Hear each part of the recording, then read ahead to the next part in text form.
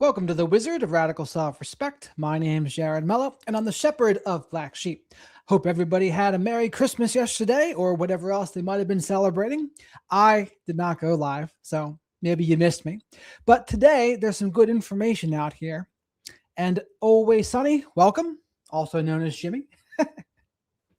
But here's what we're going to go over today. I think this is important as well. So understand, there are several things that are still unknown. And until they get confirmed, you shouldn't believe people that say it one way or the other. And what are those things? One, they haven't come up with a murder weapon yet. The DA in charge of the case, he said that they're going to present that during the trial. They say it's a knife, but they haven't told you anything about it after that. Nothing. There's no confirmed evidence that Nick Reiner has schizophrenia either. We will wait until the trial and whatever the defense team and Alan Jackson brings to the stand. Maybe it's a psychiatrist, etc. We don't know what medications Nick Reiner was on. We don't know if he was on something at the time of the murders. All of these things we don't know. So we got to be very careful speculating about those things. And this is where it's good to get the information from the horse's mouth. So if you listen to the actual DA in charge of the case, the last time we talked, I think it was 10 days ago, but they're going to tell you the truth and what's really known versus what is speculated. There's a big difference. Welcome everyone to the chat. Kat, hope you had a Merry Christmas. Living the mac and cheese, welcome. No, not that late. Not that late. It's only 1 minute and 45 seconds in. Crazy, welcome.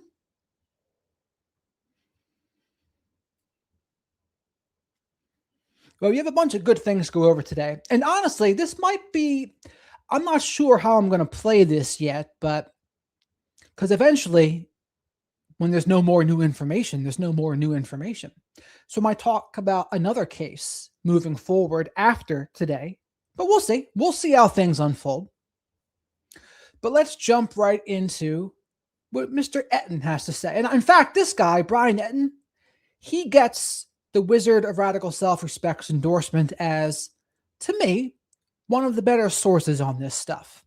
And yes, in one of the videos, he did blunder and say 70,000 a year instead of 70,000 a month. That is true, but it's 70,000 a month. But outside of that, his information is pretty good, if you ask me. Hey guys, thanks so much for checking out my show. I really appreciate it. Please click to subscribe. In this episode, I am digging into the possibility of an insanity defense in the Nick Reiner case. Nick Reiner, of course, accused of killing his parents in Los Angeles. What no one seems to be talking about here is that in California, the law there is different. And even if there was premeditation and there was planning, there still could be a successful insanity defense. And what is so shocking is that that means that it is possible that Nick Reiner could walk free one day. And in this episode, I'm going to show you other examples of that if his attorney is successful with an insanity defense. And in my opinion, that should probably not work for him. It shouldn't work. Now, that being said, Alan Jackson might get it to work where he might be able to get released at some point, but I don't necessarily think he should with the information we know now. I reserve the right to change my mind if new information comes. One of my favorite quotes is, when the facts change, I change my mind. What do you do? Something to keep in mind. I'm breaking it all down. There's a lot to it in this episode of Brian Entin.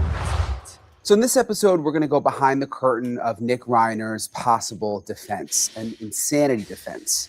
And we know that he's hired high-profile attorney Alan Jackson to defend him against the 2 murder charges that he now faces for allegedly killing his parents, Rob and Michelle Reiner. And it was a brutal murder from everything that I learned when I was out there interviewing people and on the scene. They were stabbed to death, and I was told that their throats were slit. So it was brutal. An insanity defense is a claim that a person was not criminally responsible for a crime because of mental illness, and that the mental illness prevented the person from understanding their actions or really knowing what they actually did was wrong.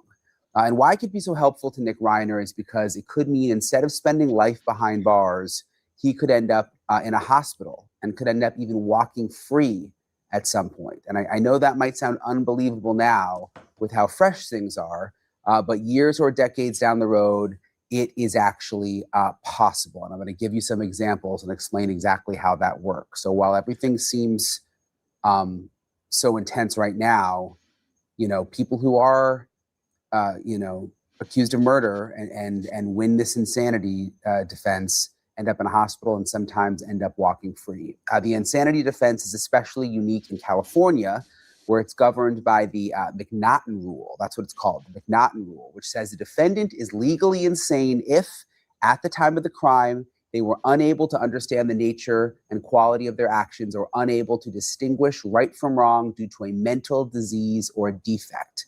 So given that's the definition in California, you're going to hear some information in this video where it makes you think they're going to have a really difficult time proving that, considering his actions afterwards. Because again, they're not even going to try to say he didn't do it.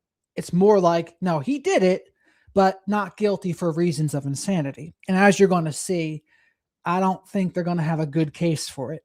But we'll see. We'll see what they say. And this is where it gets interesting. California also recognizes what is called the irresistible impulse test, which expands on that by granting defendants the right to assert insanity if they were unable to control their actions due to a mental disease or defect, even if, again, think about this in relation to the Reiner case, even if they understood the nature and quality of their actions or knew that they were wrong. Okay, so that's specialized to California. That could help Nick Reiner. Some high-profile insanity defenses that were successful include John Hinckley Jr. He attempted to assassinate President Reagan back in 1981. He was acquitted by reason of insanity. He remained in an institution. He was not in a jail. He was in an institution for 3 decades. And then in 2016, a judge ruled that he could be released from psychiatric care because he was no longer considered a threat to society. So he attempted to kill the president. He also wounded a police officer and a Secret Service agent, but was still eventually able to walk free. And yes, that's crazy that he was able to do that. 30 years for trying to kill a president? Holy mackerel. Did take some time, but eventually he was able to do it. There's also the insanity defense that was in the case of Ed Gein in the 1950s. You might know Ed Gein in this story. It's particularly famous right now because of the Netflix show. The Netflix show is called Monster. I watched the entire thing. Really good. But he also had the insanity defense. Gein was a serial killer. If you haven't seen the show, you haven't read about him. He was a serial killer. He was a body snatcher. He stole corpses from graveyards and used their skin and bones to make masks and other keepsakes. He also confessed to killing 2 women. And Gein was found not guilty by reason of insanity and was committed to a psychiatric hospital for the rest of his life. And the defense argued that he could not distinguish right from wrong. In his horrific story, again, it was the Netflix show, but it also inspired horror characters like Norman Bates in Psycho, Leatherface in Chainsaw Massacre, and Buffalo Bill in The Silence of the Lambs. So this has been done before for really, really brutal crimes, okay? It's not that unusual. And the question now is, can Alan Jackson be successful with an insanity defense for Nick Reiner? I'm joined now by Jim Clemente. He is a former FBI profiler, also a former prosecutor and host of the podcast, Best Case, Worst Case. I really appreciate you for joining me, Jim. I've heard a lot about you, so I appreciate you coming on the show. Nice to meet you, Brian. In terms of the Nick Reiner saga, it's just awful. I wanted to start off by just asking you, there's been so many versions of what people think happened that night. How do you think it all unfolded? How do you think it went down that night? A very good question by Brian. Let's see what he says. Well, he checked into a hotel, right? And he was living at the house, but yet he checked into a hotel. It could be part of premeditation. Wanted to set up an alibi, basically distancing himself from the crimes. And I'm not sure. I haven't heard what happened to the weapon, whether it was recovered at the scene or whether it was recovered elsewhere. But I think that's another telling factor.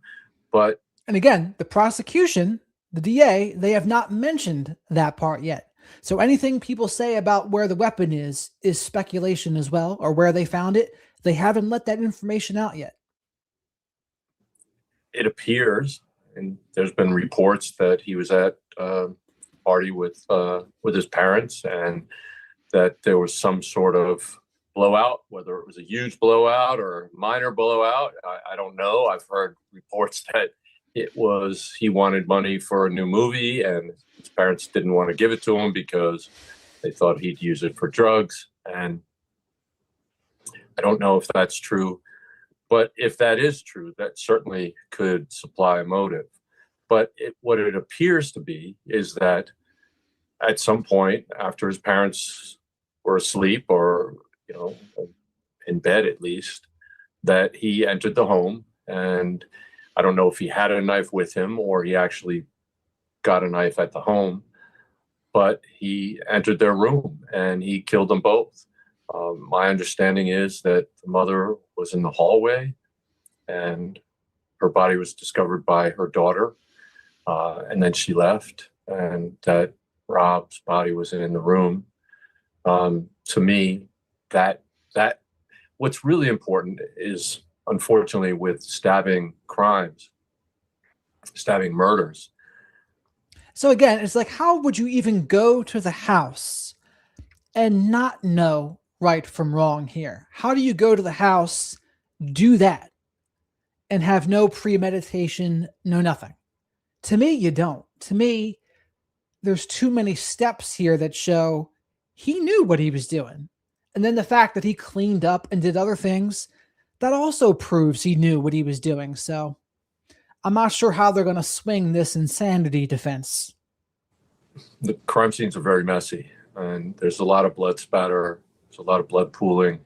And I think it's going to be critically important to see what that analysis tells us, because that will tell us the story. It will tell the story of who was killed first, who was killed next. And time out. This is something to go over too. At a point, I am going to go over the roast, by the way. It's pretty awkward, but people are also mischaracterizing that roast as well, by the way.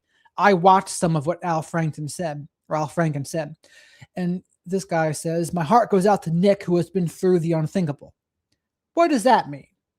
I know what you're trying to imply, but there's no evidence of that. And that roast, what you hear in the roast is Al Franken saying that Rob's dad did that to him, not that Rob did that to his son. So everyone's misunderstanding that, probably on purpose, but there's no evidence of that.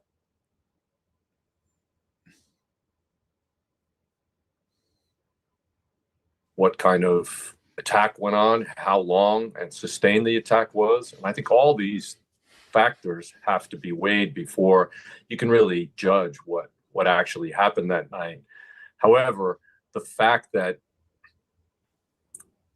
he left, and the fact that he went out and bought a soda before he was arrested, the fact that he was just operating as if nothing really happened, could be a manifestation of some mental illness. It could also be the setting up of an alibi. And the fact is that there are differences in people who use a knife as a weapon and people who use a gun as a weapon. And I think this is a very personal crime. And one of the first things that came to mind, the two things when I heard immediately that they were killed, one was that it's on the heels of the Bondi Beach shootings, which were an attack, apparently an attack on Jewish people, and the Reiners are Jewish, and it could have been for similar reasons. But when I heard that a knife was used, that sounds like a much more personal crime. Correct. And I mentioned this before, but a gun can be used dispassionately. But a knife, there really is no such thing as a dispassionate knife attack. Like, you need to be up close and personal. You're going to see lots of gore and blood. There's just no way around it. So it's a different kind of attack. And something that would be done by somebody who wanted to see their faces, who wanted to be up close and personal. And that, to me, is somebody who had a lot of hate and rage at the time. And that indicated it was probably somebody close to them, somebody who had a particular grudge against them and took it out on them very violently. You talked a little bit about his actions before. So the difference between a gun versus a knife, Danielle, to me, it's a much more personal attack to use a knife. It's very intimate, but a gun, you can do it from a distance. There's not that intimacy factor a lot of times. Now, it could be if you go like right behind them and do it instantly. Sure, that can be a little more intimate, but for the most part, you're up close and personal with a knife. That's not always the case with a gun. Or allegedly before and after the stabbing, the murders. How important will those actions be to the possibility of an insanity defense? They'll be critically important. I mean, I think his lawyer is already making statements or putting things out in the news about schizophrenia and about his medications and how he was under new medications and they hadn't really adjusted them yet. There's those things, and then there's all the talk about him being in rehab 17 times. I think those two factors are going to be used by the defense. However, I think his behavior is really what is most important. If he planned this, if he took steps to hide his actions, if he ran from this scene, all of those things, if he tried to clean it up, if he did all he could to try to avoid being captured, all of those things indicate that he was very well aware of right and wrong. And California, there's two prongs to the insanity defense. There's the inability to understand and appreciate the rightfulness or wrongfulness of their actions. But also, there's another factor in there, which I don't really understand why this is in law, but it's like an irresistible urge. In other words, they couldn't, even though they were aware that it was wrong, they couldn't prevent themselves from doing it because of mental illness. And again, anytime that you take steps to prevent people from discovering that you committed the crime, that shows an understanding that it's wrong. And also, it shows that you can engage in some sort of planning. If he rented this room so that he wouldn't have to stay there that night, so that he could say, I was nowhere near there, so that he could then sneak back in, kill them, and leave and go back to this hotel room, setting up an alibi, that tells me he's pretty well aware of what he was doing. And if he had the time... And that's two damning things right there, right? Having that hotel room, cleaning up, leaving the scene, doing all those things proves to now he was aware and he knew that it was wrong, regardless of all the other things. And again, you can be on an antipsychotic. That doesn't mean you were definitely diagnosed with schizophrenia. They give antipsychotics to people for many different reasons. It's not just the only reason that someone is schizophrenic. And again, we don't know if he was truly diagnosed with schizophrenia. It might just be things that the defense team is throwing out there. We're going to have to see. Time to make all those plans, then it seems like he had the ability to say, okay, I just won't go back there. And yet he did it. And then he murdered her, allegedly at this point. So I do think it's going to be critically important, his pre and post defense behavior, but also his behavior at the crime scene. And we don't know much about that other than the fact that they were both murdered. Stabbing was the method that he used. And again, stabbing is a very personal way to kill someone. I mean, you have to be in contact with them. And generally, you can see the life leaving their eyes. And some people, that is the whole reason why they choose a knife.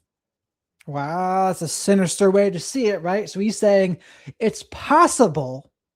He didn't say it is, but he said it's possible that that's the reason why Nick decided to do that, so he could up close and personally see the life leaving their eyes.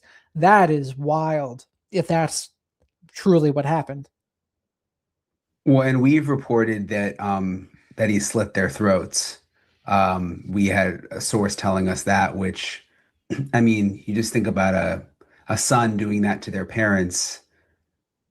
Like you said, you'd have to be really, it's so personal, right? I mean, yeah, absolutely. You'd be right there in front of them. And as I said, it's my understanding that the mother was in the hallway and that the daughter saw the mother and then left. Didn't know what happened to the father. But, obviously these are reports. I wasn't there.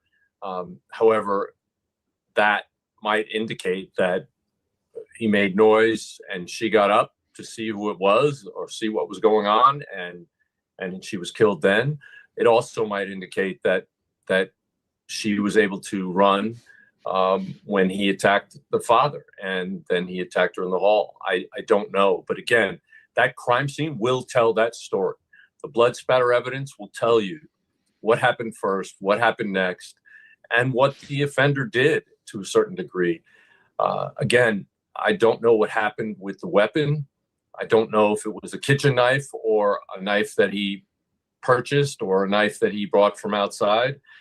But all those factors will be weighed in terms of judging his behavior and judging how he perceived the situation and whether he was, quote, in his right mind, or whether he was in some state in which he couldn't tell what was going on, or he couldn't help himself from doing what he did.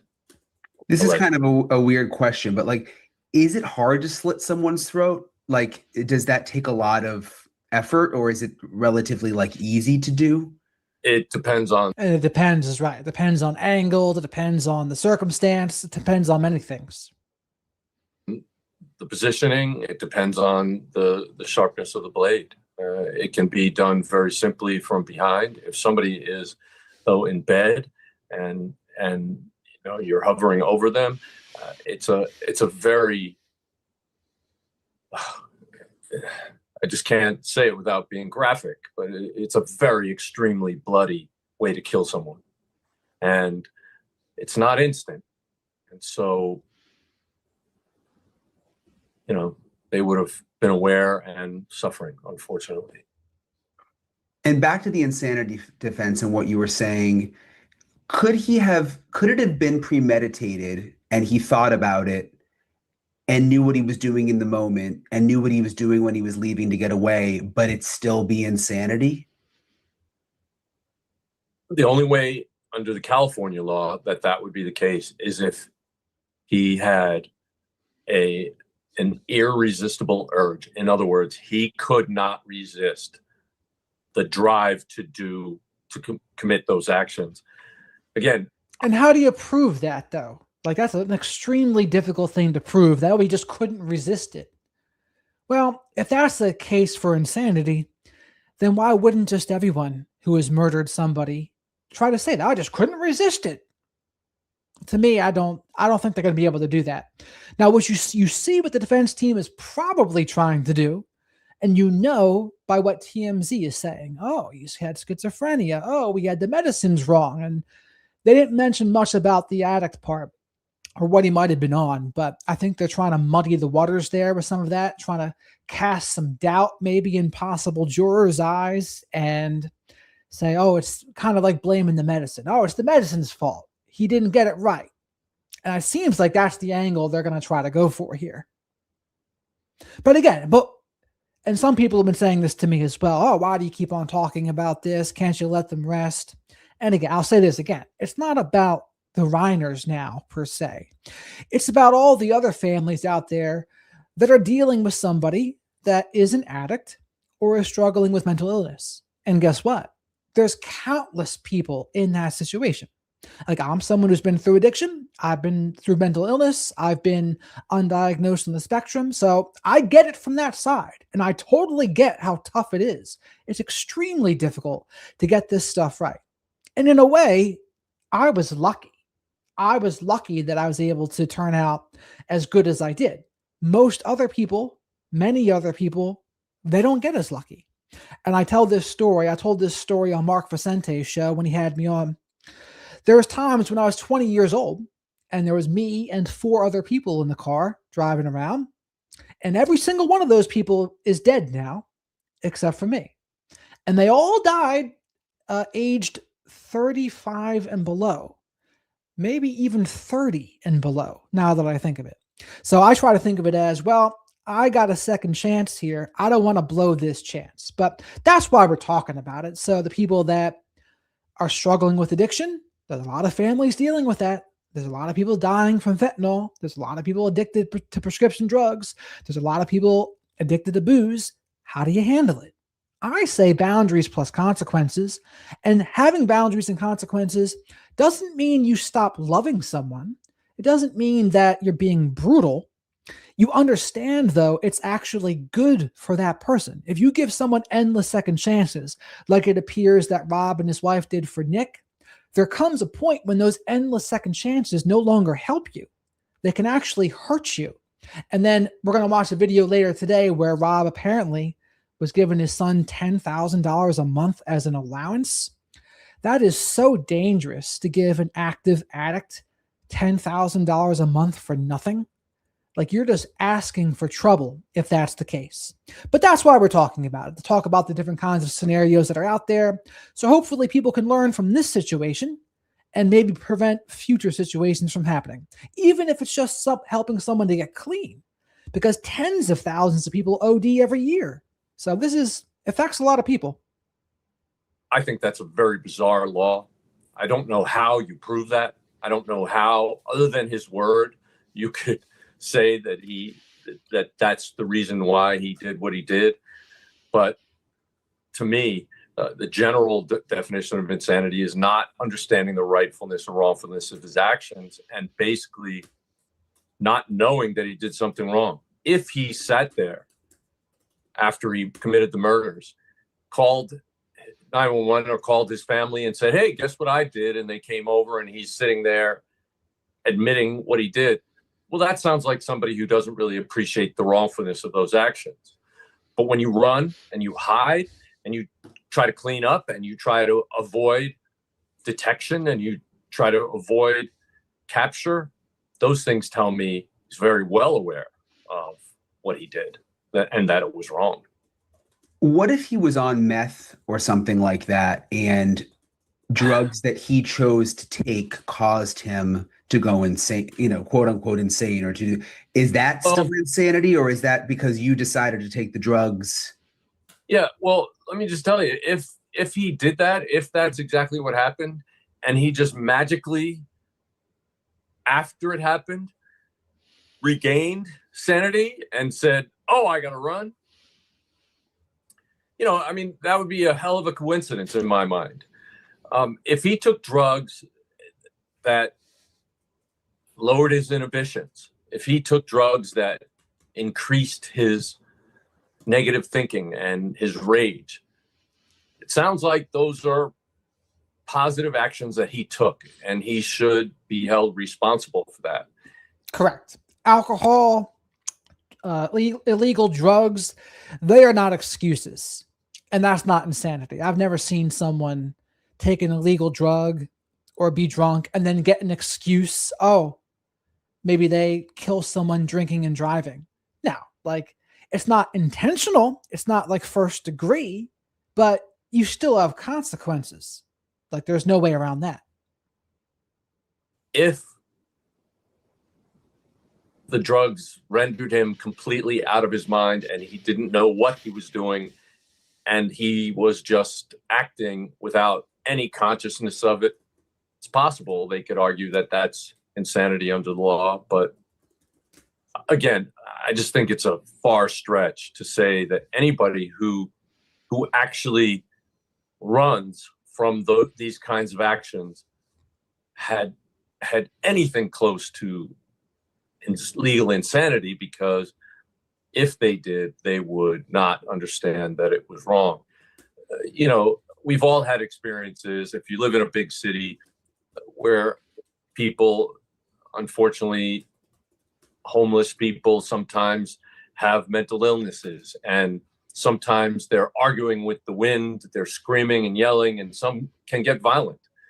And their pre-behavior and post-behavior is very consistent with not really understanding what's going on. Nick's is not consistent with that. And it's consistent with him understanding what's going on, is what I would say. And someone in the chat said that 7-OH is really dangerous and it can be bought in the store. And I would say if someone wants to take 7-OH, you should really just take the regular kratom.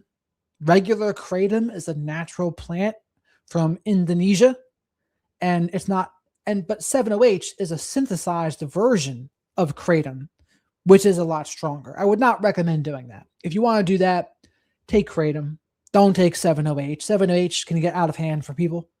But again, all of those things can be addictive. Like, I think coffee can be addictive.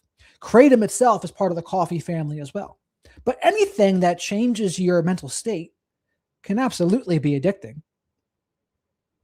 And so I think the defense has a hell of a hill to climb to prove that defense. However, again, I don't know what the specifics are. And there may be some behavior he exhibited at the crime scene that can be actually corroborated, that might indicate that he didn't know what was going on. Yeah, and I've interviewed a couple of experts who explained to me that, like, schizophrenia is normally diagnosed with people in their 20s. Sometimes, usually, their early 20s, and Nick Reiner's in his early 30s. So there's been some skepticism that you would get a diagnosis like that in your 30s. Do you think Alan Jackson, I mean, he's obviously a good lawyer, is sort of planting this out there, setting things up for an insanity defense?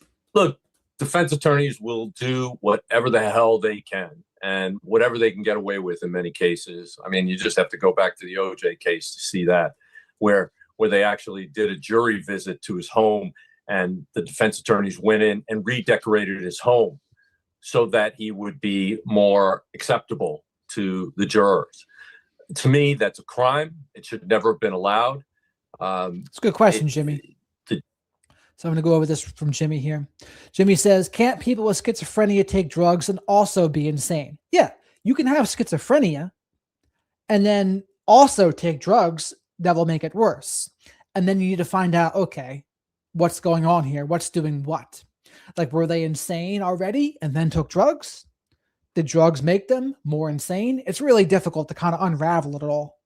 But because they're not mutually exclusive. They can both be present. You can be schizophrenic, yes, but then you can also take drugs and then make it worse.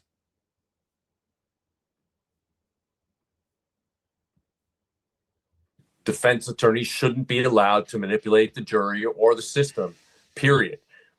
Prosecutors are held very stringently to the rules. Defense attorneys, not so much. And yes, everybody deserves a defense, and a competent defense. But I don't believe that includes trying to influence a future jury panel, for example, or put out disinformation. I don't believe that they should be able to do that. I think when we pass the bar, lawyers are sworn to be officers of the court. And that means you don't do anything that's illegal. You don't do anything that's immoral or unethical, despite the fact that it may be a difficult case for you. You're not allowed to break the rules. That doesn't stop some people. As a profiler, is it hard to figure out someone like a Nick Reiner because there could be mental illness and different kinds of drugs involved? Well, generally, the behavior indicates that. So when you see things that are very erratic, and when you see a crime scene that's very frenzied, You might also see what we call one neat aspect. When somebody is typically, when somebody has been released within the last 2 months from a mental institution and they commit a murder, it's typically a very bloody scene. However, there's usually one area that's cleaned up or organized. And that is an indication to us as profilers that this person was recently released from a mental institution. And that is because generally they take their meds for a month or so, and then they start wearing off. And they go back and they become psychotic, for example. And when they commit a violent crime, it does affect them in a way. And then they revert back to the order that they learned while they were institutionalized. And that would be, where they're trained to clean up after themselves or make their beds or whatever it is. So generally, we'll see some sort of undoing by creating something that they clean up or they organize after the crime. It helps them feel better, but it also gives us an indication that this person, the person we're looking for, is somebody who was recently released from a mental institution. That's so interesting. So even if it's a chaotic murder scene, there'd be like one little segment that is like organized. Yeah, we call it one neat aspect. Yes. Wow, that's really interesting. You mentioned people getting out of like an institution, a mental hospital. I guess that's one thing that I kind of struggle with the insanity defense. And I was reading back through like other cases where it was successful, like with Hinckley. Decades from now, let's say with Nick Reiner, he could end up in an institution, but they come before review again and again and again. And like in 20 years, 30 years, some of these people end up back on like literally free. Yes, absolutely. And if they are literally insane, if they are suffering from severe mental illness and they are medicated, they may be able to control their behaviors. But if they're let loose on society and they're free to stop taking their medications, then you can see, and we wouldn't have that category of one neat aspect in our behavioral profiles if it weren't for the fact that it happened enough for us to notice that pattern. So generally, a bunch of people who get done with treatment end up getting off their meds and going back to the behavior that put them in the institution in the first place. How rare is it for someone to kill both their parents? I mean, is that... It's very rare, actually. Men are usually the offenders, and they will generally more often kill their father than their mother. There have been some serial killers who really had problems with their mother and they killed their mothers, but both parents. And when I was playing that audiobook by Christine Ann Lawson about understanding the borderline mother, she was mentioning a serial killer in that he said one of the reasons he killed his mother was he was so tired of all of the hate. Edward Kemper, I think his name was, but that was his reasoning. I was just so tired of all of my mom's hate, and so he killed her. And he actually did more with the body as well. Including the mother is a very rare instance. Is it difficult as a profiler, like if someone's claiming to be insane or mentally ill, like deciphering that from like manipulation? Like could he just be intelligent and trying to manipulate everyone? Absolutely. Maybe he's just a druggie. Yeah, very smart people are able to malinger, fake the symptoms and so forth. But I mean, he was actually on a podcast where he admitted that he's been in rehab and he's been doing heroin at the same time. In other words, he was doing it for show. His parents were shelling out $70,000 a month at times, and he was getting high the whole time. I mean, that's somebody who knows how to fake it, right? And that's somebody who wasn't trying to get better. And unfortunately, it's somebody who made choices. There are definite choices. As difficult as it is when you're an addict to avoid using, that's a difficult thing. But it's still a choice to go ahead and do it, especially if you're doing it in the midst of being treated for it.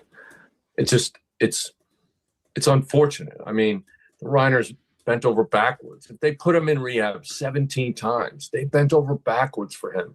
And yes, a couple of times they had to try tough love, and he ended up choosing homelessness rather than getting off drugs. I mean, but 17 times in about 17 years or 18 years, that's a hell of a lot of rehab and a hell of a lot of relapsing or not even trying. Yeah, and I mean, I think everybody, And that not even trying part, I think that's more of what it is. Like, he just didn't bottom enough. And I think that's one of the things the Reiners prevented him from doing. Like, yeah, he was homeless, but like he always got another chance, apparently. And then the Reiner said, we're not going to listen to the licensed professionals anymore. Nick is the expert on himself, and we're going to listen to him. And that was a terrible decision, honestly, because if he wasn't willing to be clean and to get clean, you can't give him that willingness. So if he's not going to even try, you have to then have boundaries and consequences. That's the option. And honestly, homeless isn't great, but homeless is better than being murdered. How about that? And maybe they were like, I don't want to be heartless and have him on the street, but I would say sometimes they give you no choice. Sometimes they give you, and not that he would have even been homeless probably for long. Like, he would find somewhere to go. or a lot of people have someone in their family who's an addict or is mentally ill, and it's hard to go from that to like slicing your parent. You know what I mean? It's not. Yeah, but it's a cautionary tale. I mean, Yeah, because we think, okay, we'll try one more time. We'll try one more time, or this time this is the last time, and then something happens and you want to try again. But unfortunately, as in this case, it just gave him access. It gave him the ability to take their lives. They trusted him. He took advantage of that. Hmm. And it's terrible. It's terrible. I mean, they're such good people. And,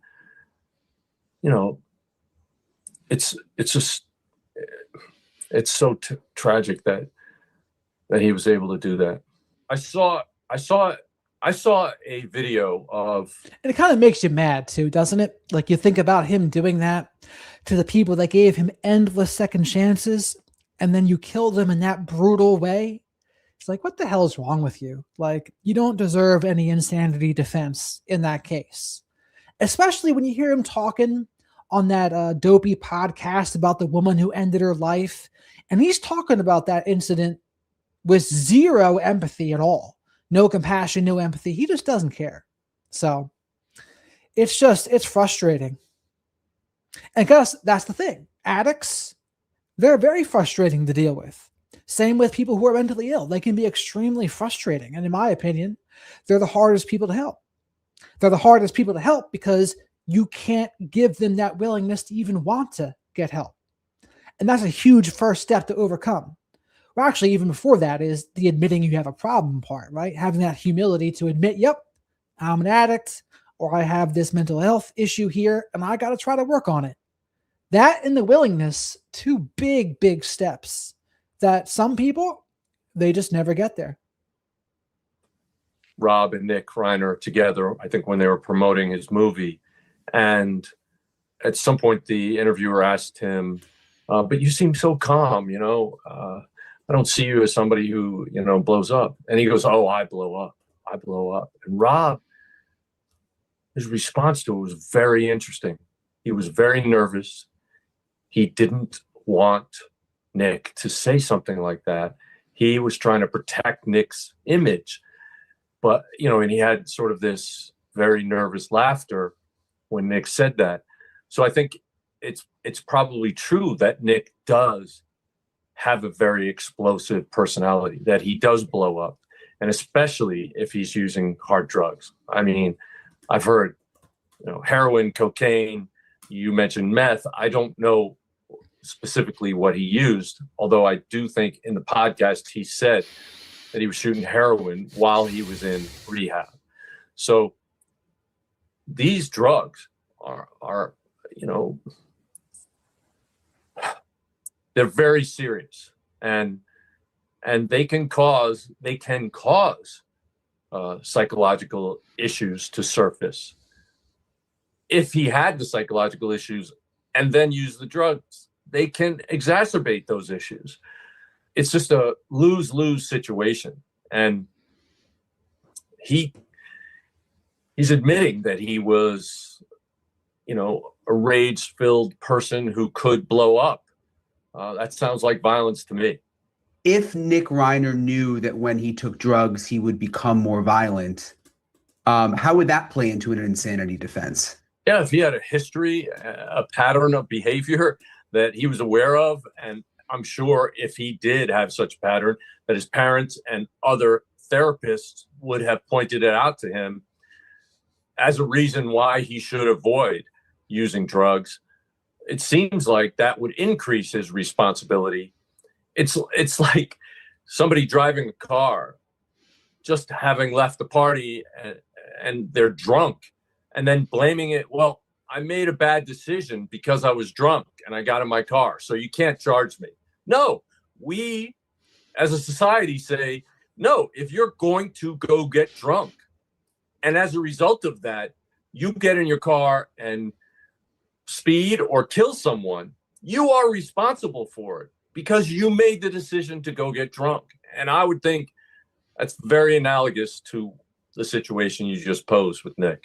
I appreciate Jim Clementi for coming on with me. It's going to be interesting. I'm obviously going to cover this case really, really closely, all the court hearings, and I'll keep you guys posted on any developments. So like I said, Brian Entin here, he gets my thumbs up. He's got some good information. He hasn't led me astray yet. So credit to him. Now, I do think another big thing, though, here in terms of Nick, he had no real identity and he had no purpose, especially for men. Like, they need to have that purpose, like something, a reason to get out of bed in the morning. And this is where him getting given so much, $10,000 a month allowance, like when you're just given so much, you don't have that sense of purpose a lot of times. It kind of robs you of that. Part of what helps people to develop their purpose is learning how to overcome adversity and challenges, overcoming obstacles. But if you don't really have obstacles, you don't really have adversity, you're not going to be able to turn that pain into purpose, as they call it. So I think that's a big thing where the Reiners were trying to do the right thing, but I just think they kind of lacked wisdom with it. They lacked wisdom and they were a little bit naive. So, and again, if Nick could have gotten on top of this, maybe he can help people with addiction down the line. Maybe you can help people with mental illness down the line, but you have to get into a good place with it first to even be able to do that. And he just never did. He never did. So this is the video here about the $10,000 a month here, which is insane. This dude posts all the time.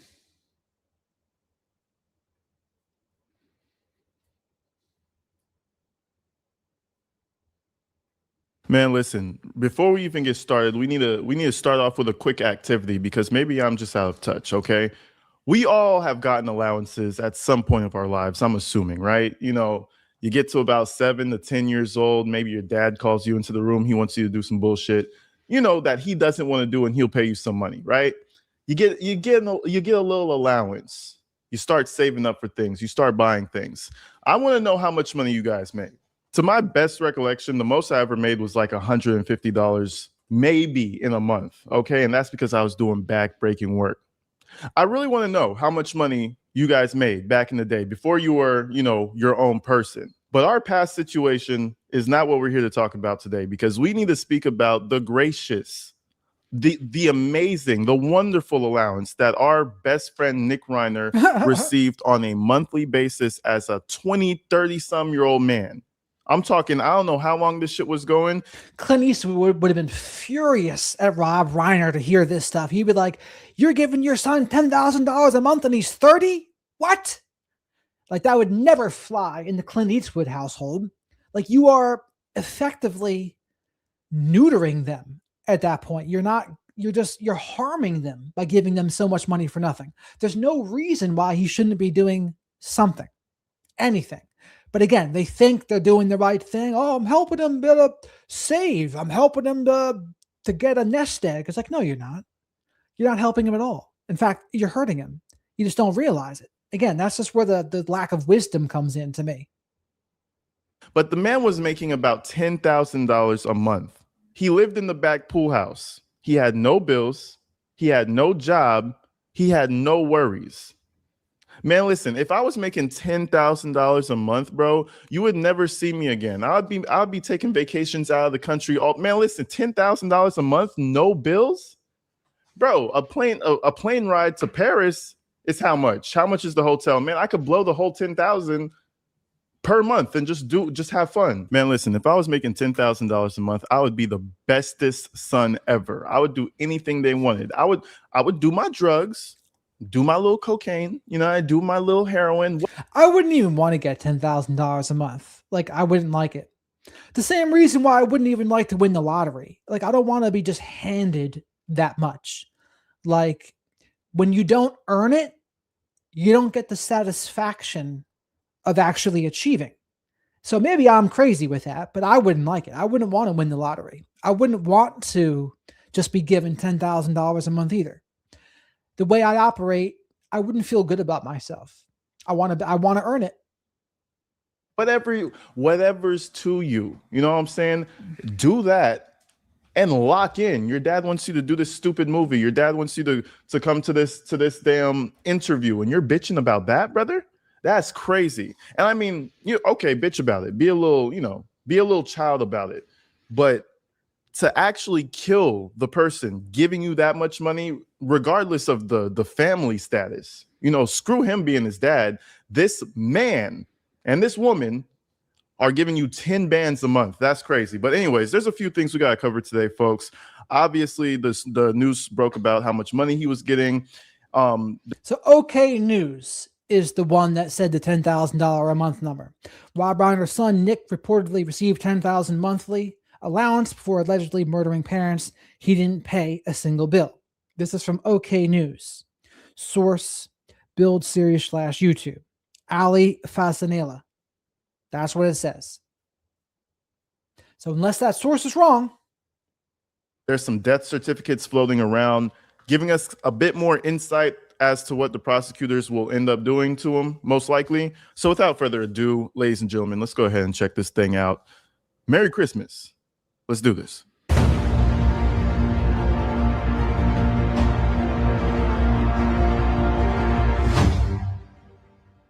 So I was just going through Twitter trying to collect information because there's so much coming out about this guy, and every single thing that seems to come out points toward him being a psycho, unstable piece of shit.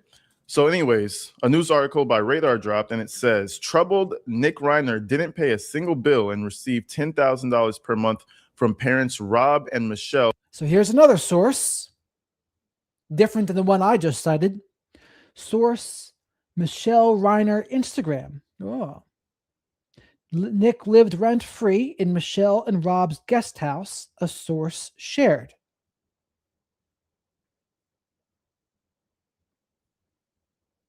Before knife slaughters.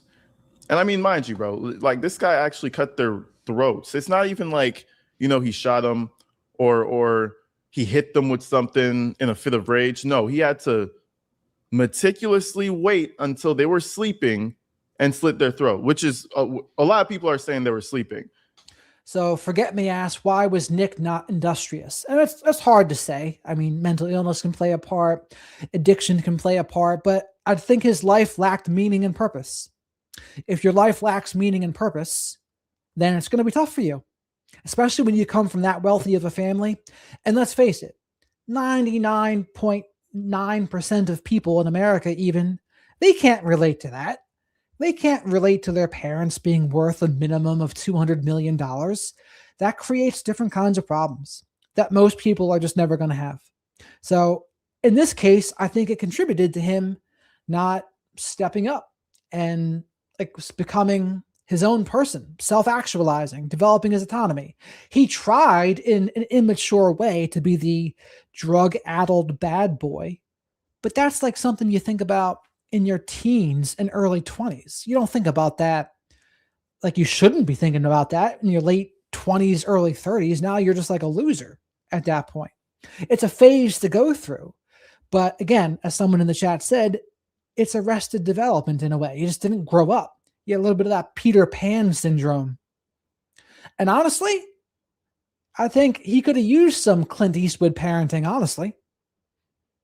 If they were actually sleeping, in my opinion, you can't blame drug psychosis. You can't blame schizophrenia because, like, why would you wait? Why is it so planned out? I thought you would, in my opinion, you would just act out on the moment if you just didn't care or if you were dealing with mental issues like that. So it doesn't make sense to me. The shocking allowance Nick Reiner was being given by Rob and Michelle prior to their slaying has been revealed.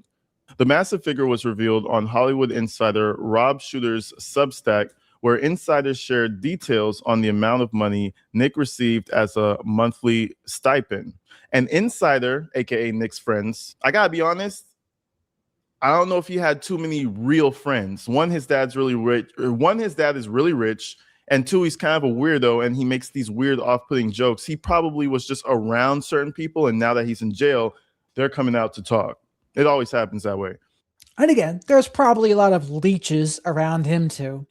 And like, I don't know if Nick was like the person that was needy and approval seeking and desperate for friendship, or maybe he was more cynical and like, oh, these guys just want to be around me because who my dad and granddad were, or they want to use me for my money.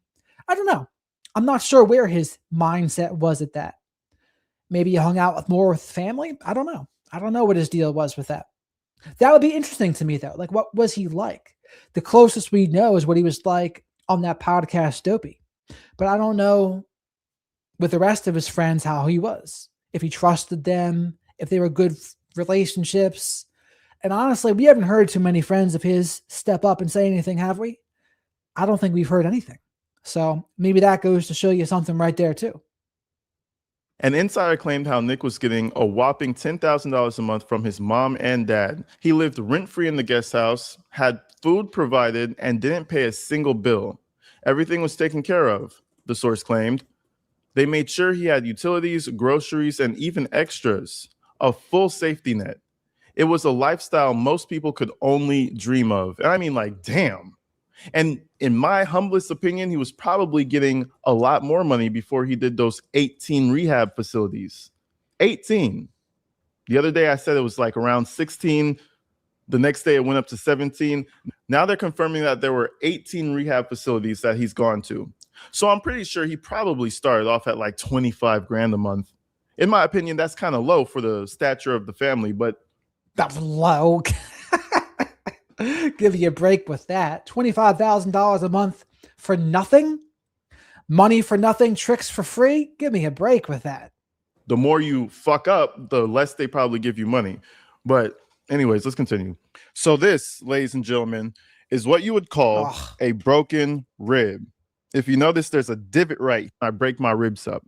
Now, me and my family could have taken legal action, but what goes into everybody's mind, I wouldn't say it was very behind closed doors, but let's continue. As Radar reported earlier this month, Rob and Michelle were found dead in their home with their throats slit. Nick ended up getting arrested and remains the main suspect in the case. He was charged with 2 counts of first-degree murder with a special allegation that he used a knife. And we're going to get to the hotel that he fled to, which gives me more feelings of premeditation. He went to a hotel, bloodied that shit up. He had a knife. He waited till they're sleeping, allegedly. Not looking very good. And I will say, I feel like this is a product, unfortunately, partially of Rob and Michelle Reiner. Like, you know, obviously every kid is different, but the way that they clearly said they wanted him comfortable and supported, that was the biggest problem. You know, everybody raises their kids the way they believe their kids should be raised. But if you really see this kid taking advantage of you, fuck that kid, in my opinion. Like, not to the point where you hate him and you don't talk to him, but financial support must stop. We've seen this all the time. Grant Armato is the biggest example. His family, they weren't rich like them. They probably had like $500,000 in their savings. Grant Armato spent $250,000 on a cam model. Same thing. They kept him in the house. A bald 30-some-year-old man in the house, just chilling with mom and dad. So I feel like there's a pattern. Obviously, parenting is a big old spectrum and all kids are different. But if we're seeing a pattern that the kid who doesn't amount to anything and just gets money kills their parents, we should change that up a little bit. But anyways, folks, I want to show you guys another Nick Reiner and Rob Reiner interview.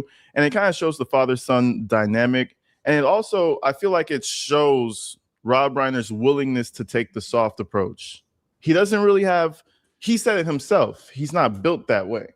He would prefer love on his son. But I feel like this is one of them children where that shit just doesn't work. It doesn't work on all of them. You know, some kids are fucking psychopaths like Nick. But let's go ahead and check this out. Reveal that stuff for you? That would seem to be hard for me. It's not hard to reveal that stuff. It's only hard to reveal that stuff to then get told you're a spoiled white rich kid, and it's like, okay, maybe all these things. Well, who would say that to you? Not your dad. No, but the world, you know. Listen, I had to talk to him about this. Listen, I know what it's like to be the son of, and to have people assume certain things about you, and it's very, very difficult. And it's unfortunate, man. It's like he had the blinders on. He couldn't see it. He is a spoiled, rich white boy. I don't know where the white boy thing came from, but I guess he's white. Correct. He was spoiled. And so what you should have done if you're Rob Reiner is you give your son the opportunity to make his own way. And you do that not necessarily by giving him $10,000 a month, but you give him the guidance to become his own person.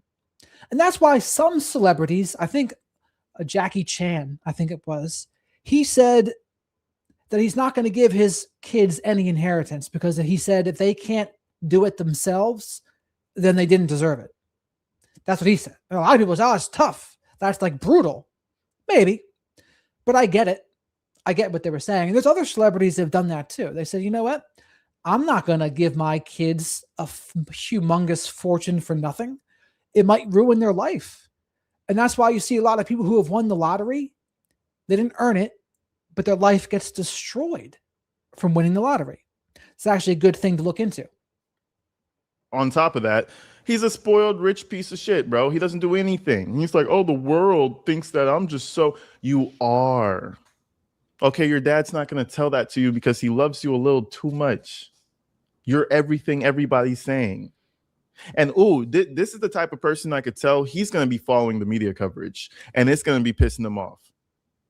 Trust me, when we hear the phone calls surface in 3 years or we see the messages he's writing to people in a couple of months, the media is going to be involved because you could already tell it's the type of individual he is.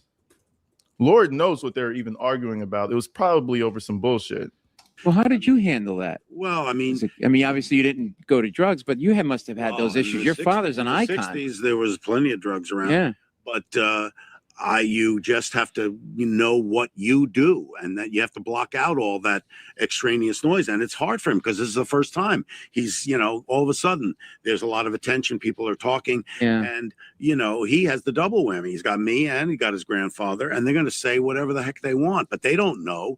They don't know what he's experienced. They don't know what he's gone through. Yeah. They don't know why he's done what he does, and and it's pretty dumb, pretty ignorant of people to say just because you're born and you have money and that doesn't mean anything. Yeah, that doesn't mean anything. I mean, it doesn't mean anything. I think Rob Reiner is like tone deaf in this whole thing. It's like you got to understand there's going to be a lot of people who are envious of the money for one.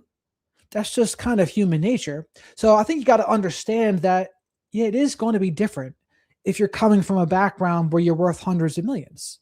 So, okay, no humans are going to be like that. So what do you do? That's the question.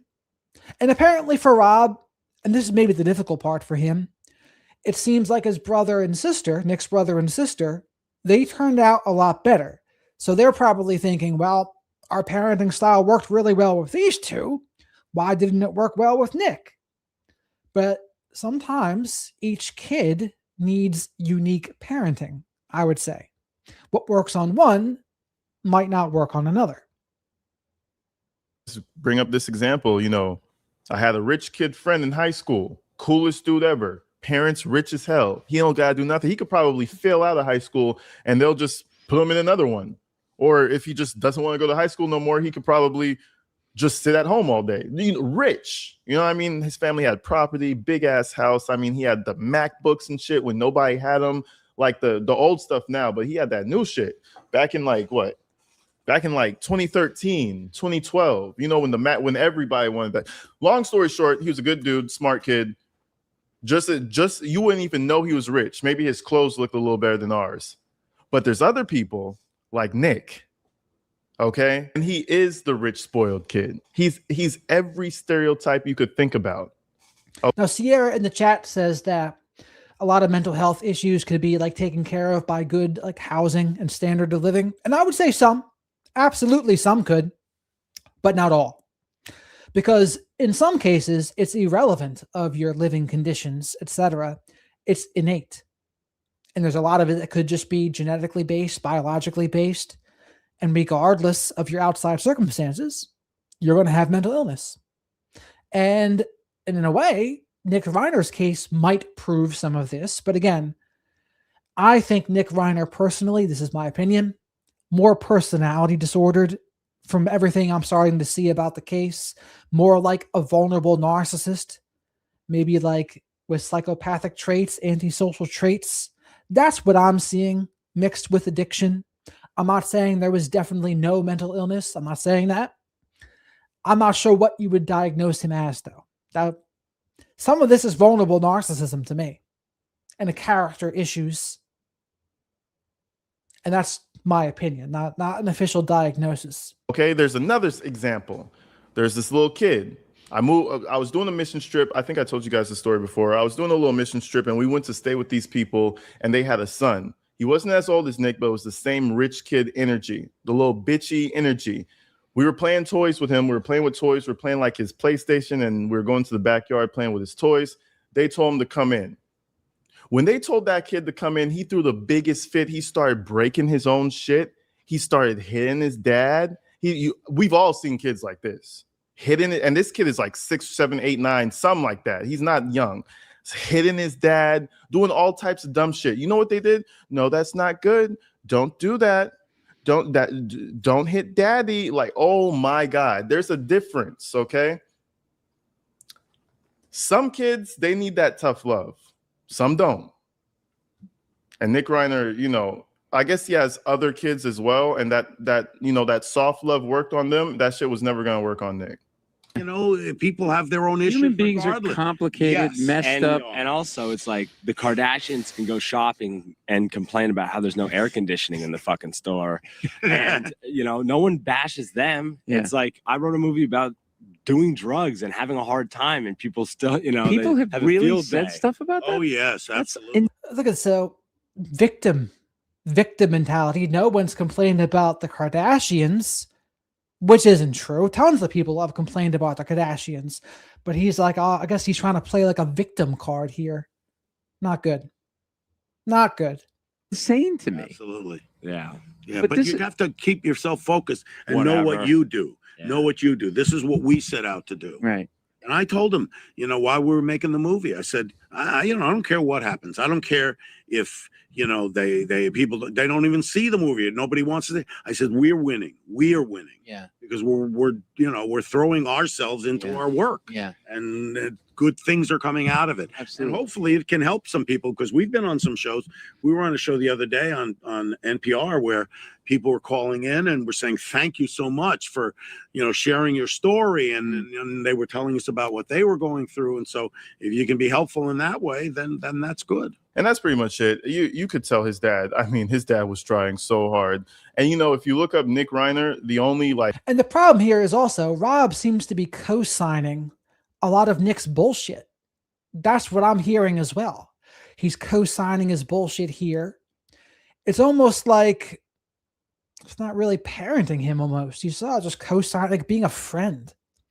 And you also hear this when Rob said that we're not going to trust the licensed professionals, the people with diplomas on the wall. No, we're going to think that Nick is the expert on himself.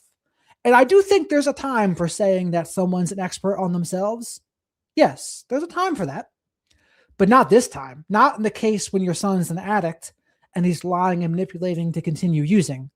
That's not the time to think that they're an expert on themselves. That's the time to understand you're actually being manipulated. That's the time to understand that. So it's dangerous to apply the wrong lessons in the wrong circumstances. But unfortunately, a lot of people do just that. Like job history he's ever had was like screenwriter. They gave him like the title screenwriter and movie writer or some bullshit like that. Sir, you are not a screenwriter. Okay. You never had a job in your life. He is the definition. I wouldn't call him a Nepo baby because he didn't do shit with the nepotism he could have received. But this is a failed Nepo baby. Okay. Like, you know what I mean? You did nothing with that. Imagine being 32 years old and you don't have nothing in your work history. Holy shit. Nothing? Oh, no. You're a script writer. You're a movie writer. A movie that went to like 14 theaters or some shit that nobody knew about until you did this big ass press run. Good question, Cheryl. I'll put it up here. Is he merely co-signing, or is he actively trying to jumpstart his career in the way Carl Reiner once did for him? I think in part of the movie, I think he was trying to jumpstart his career a little bit. The problem that Rob has is I think he just has a lack of wisdom in how to do it the right way. And I'm saying co-signing in terms of this interview here. This interview here, it sounds like he's kind of endorsing the victim card for one. And then what I previously said about him saying we're not going to trust the licensed professionals, that's more co-signing. Now, is everything he did co-signing bullshit? No. I think it was good, thoughtful of him to try to get that movie, like give him a chance to be his own person and do something for himself. Absolutely.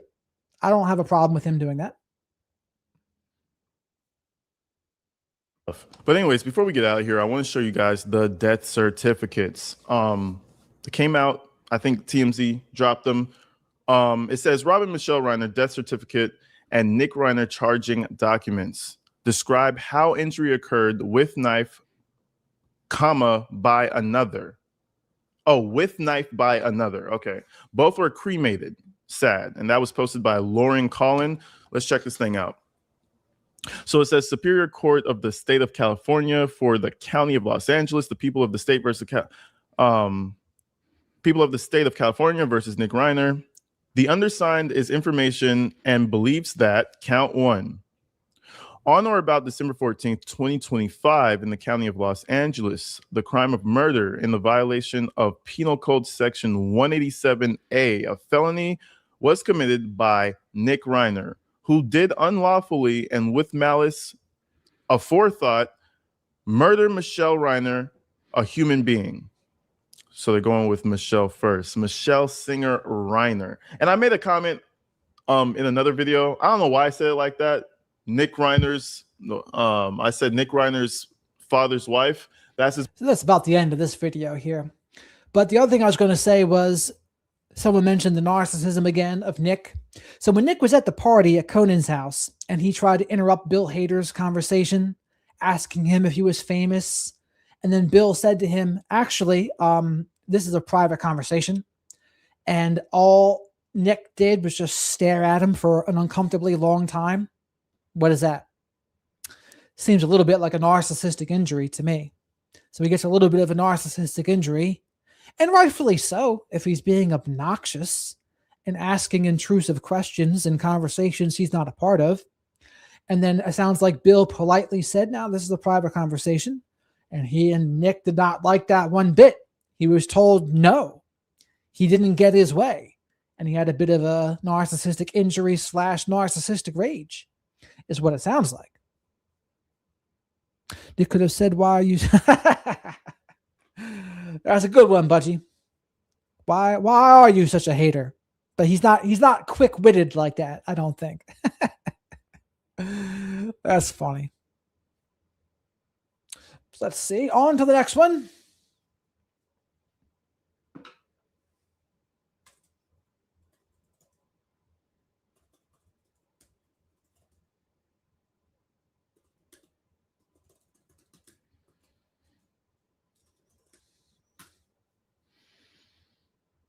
Had no answers.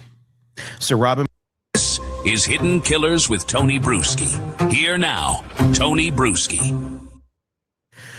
Rob Reiner was 78 years old. His wife, Michelle, was 68. And on Saturday night, December 13th, they brought their 32-year-old son to a Christmas party. And this is a good video about the addiction element here. And I think this is actually helpful for other people as well. Also to note, and I don't know if anyone knows the answer to this, but I was looking at a Nancy Grace video in Court TV. I don't know if all those videos are completely copyright. I mean, Nancy Grace was being more editorial. She wasn't really giving anything we didn't already know. And the same thing with the Court TV thing I was watching. It's just all stuff we already heard. So I was like, well, why am I going to watch this if it's just things we've already heard? At Conan O'Brien's house because they needed to keep an eye on him. Let that just sink in for a quick second here. One of the most successful directors in Hollywood history, the guy who made The Princess Bride, When Harry Met Sally, A Few Good Men, spent what would be the last night of his life functioning as a babysitter for his grown-ass adult son at a party full of A-list celebrities because that's what the system left him with. Not treatment options, not institutional support, not legal authority. And that's the key thing here, to intervene in his son's obvious mental health crisis. Just proximity, just being in the room, just hoping that his presence would be enough to keep things from going sideways. And it wasn't. And this is not a rich people problem, a poor people problem, a middle class, this problem and that problem. It's an every person problem. Correct. Addiction and mental illness, they transcend race, gender, economic status, tax bracket, everything. It transcends everything. Now, I will say this, though. If you are poor, you are much less likely to get the mental health treatment that you need, much less likely to get the addiction help that you need. That is absolutely true. 100% true, without a doubt true. Now, I think it's also interesting to note the reason why Rob invited Nick to the party here, or asked Conan if Nick could come too. And he said something very telling. We wanted to keep an eye on him. They didn't trust him on his own.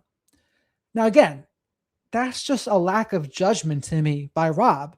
You're going to bring your son that you don't even feel is safe to leave on their own, and you're going to bring them to some celebrity party? Like, really?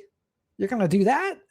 Like, if he's really that poor off, I don't think a group of people is what he needs to be around in that way. I think you need to be in a facility. You need to be in a rehab or a mental health facility. That's what you need if you're really that scared of him or scared for him, especially when he's 32 years old. And again, I think this is where maybe they were coddling him. They were coddling him, enabling him. And it's just, I think people think to themselves, this is the right thing to do. It seems like a loving thing to do this.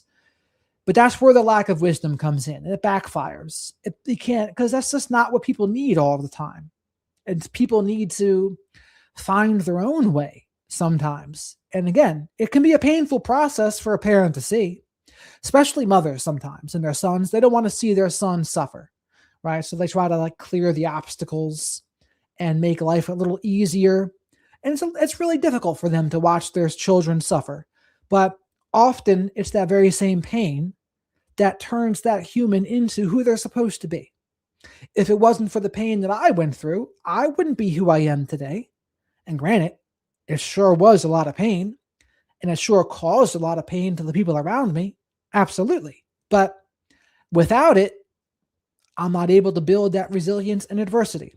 And there's people that talk out against this now, and they say, well, that should never be the case. Trauma will never help you. And it's like, but once it's already happened, why not try to look at it in a way that best helps your present? That's how I try to see it.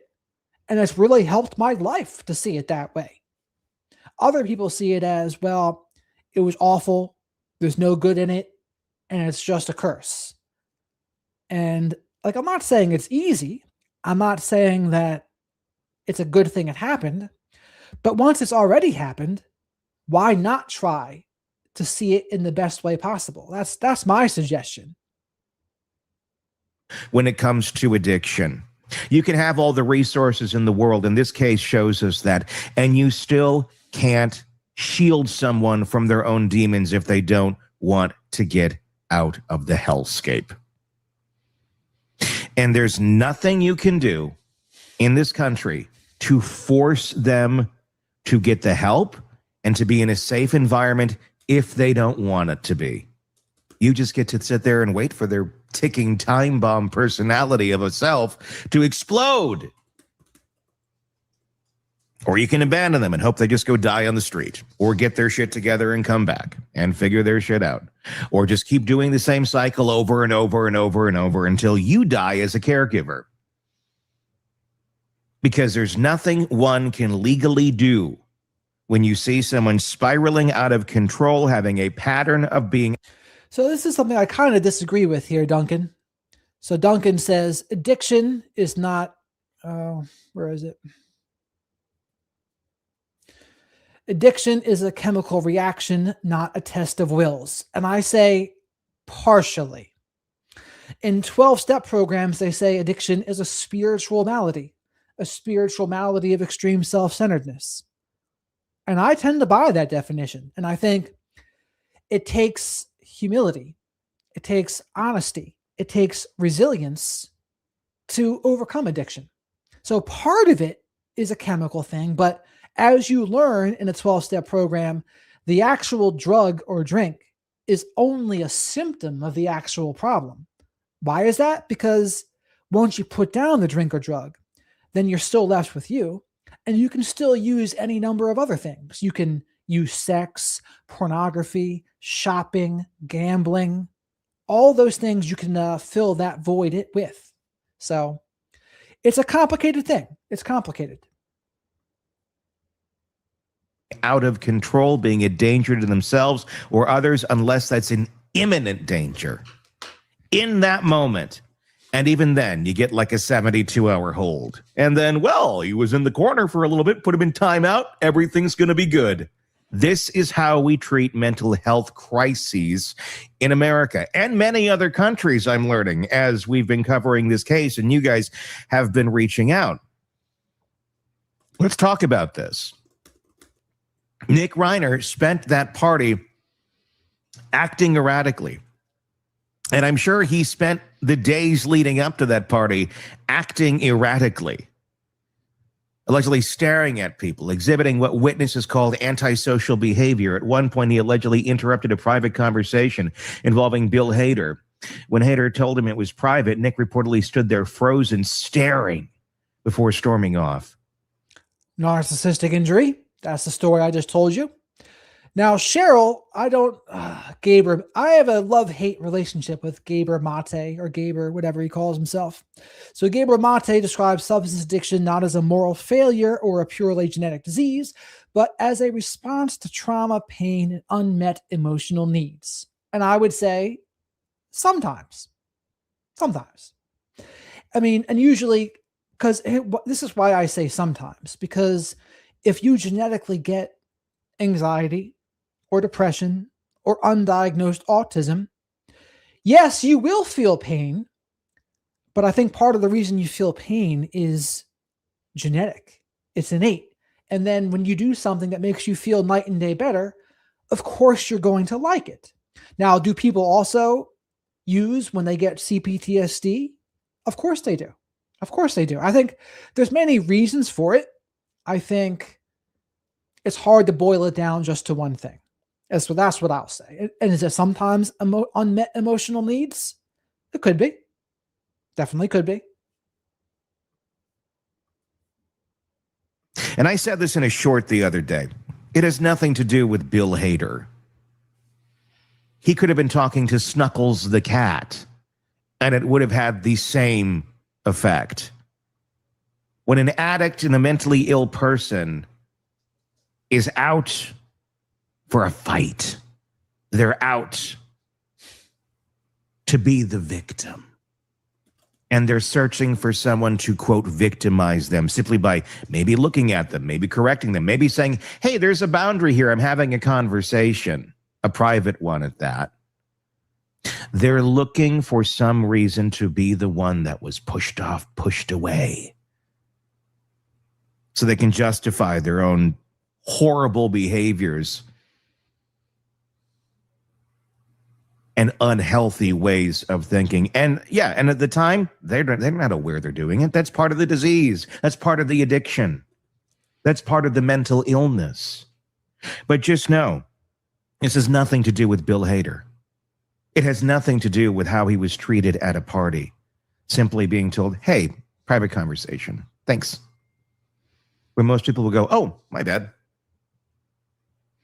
Not this guy. So I want to make that clear.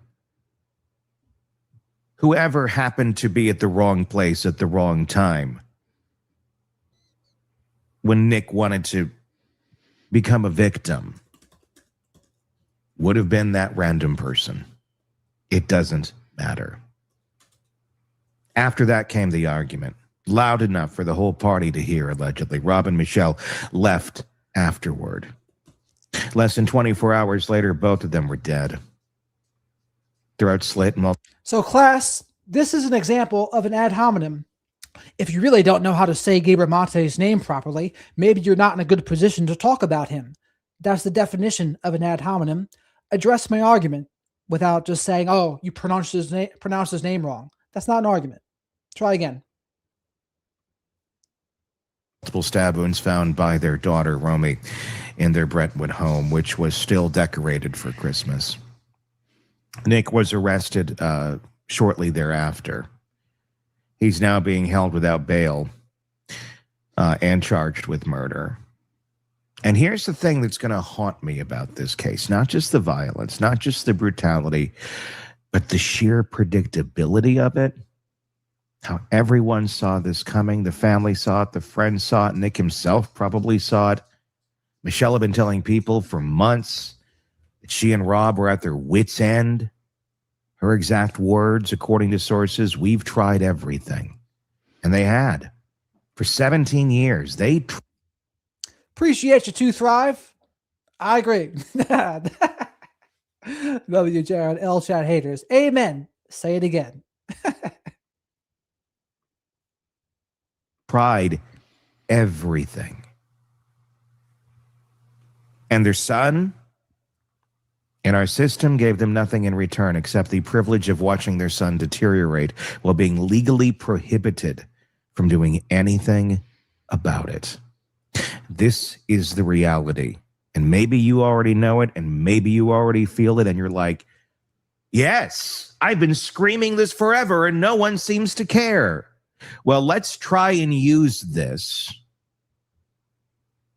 as a learning moment, as an educational moment for everyone else out there who has somehow in their mind a rosy picture of when somebody is this bad, this struggling, this mentally ill, this addicted,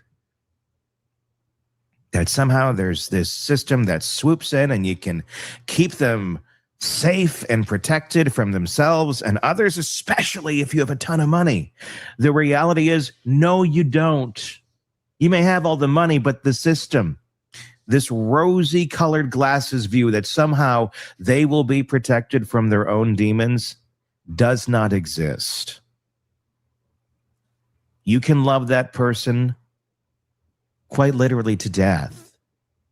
Actually, I agree with that part there. I think if you have magical thinking with it, and people in other cultures that I've actually helped and done consultations with, they do have some of this magical thinking, and they think, if I just do this, the spirits will do this for them.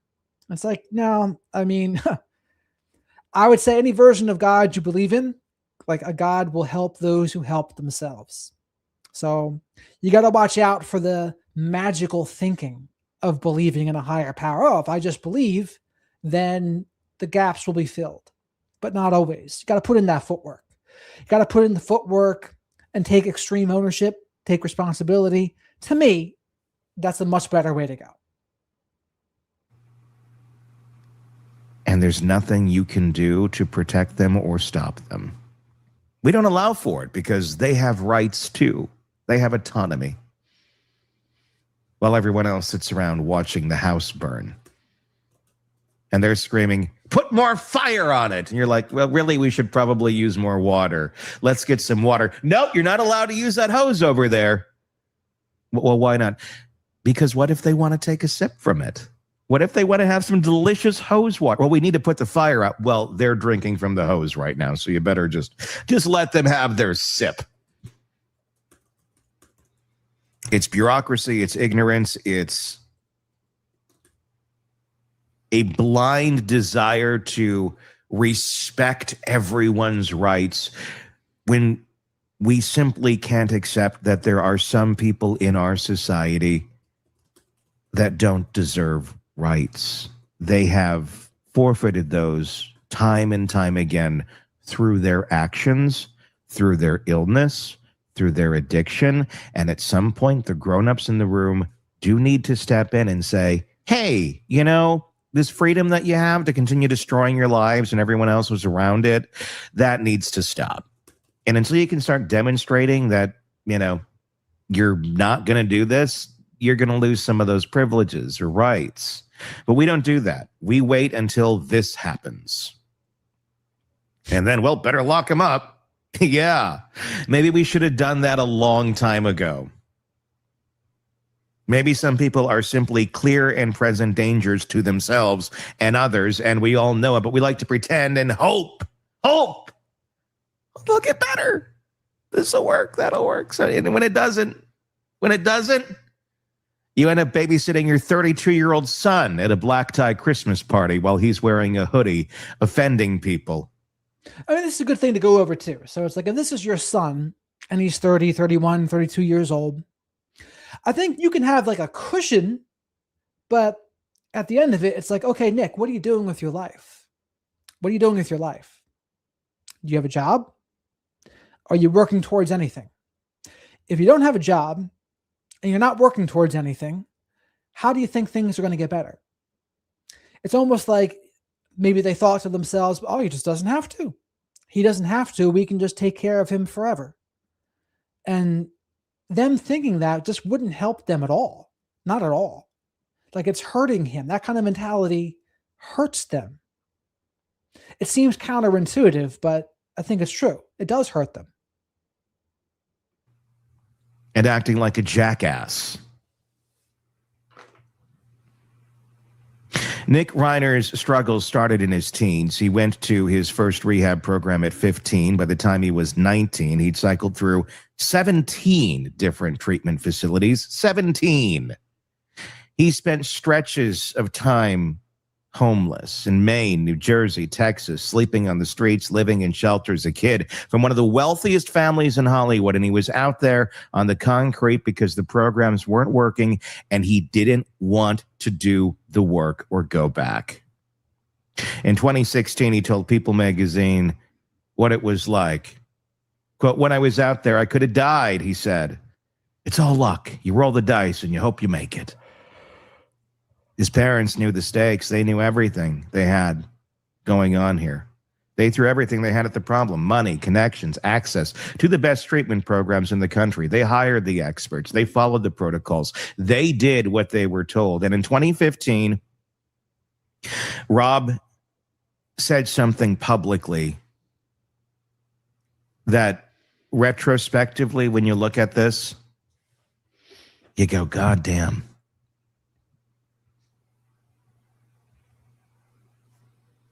The addiction had already won by 2015. It had convinced Rob. And I don't think you can say it won completely at 2015. It might have been winning at that point, but to say won as if past tense, that reeks of like just giving up. And that's not the way to go. I think as long as you're alive and you're not permanently in jail, like, there's a chance for you to turn your life around. That's what I would say. But it takes action steps. It takes humility. It takes honesty. It takes willingness. It takes resilience. It takes putting in the footwork. That's what it takes. And unfortunately, if there's also mental health on top of it, it just makes it that much more hard. It just does.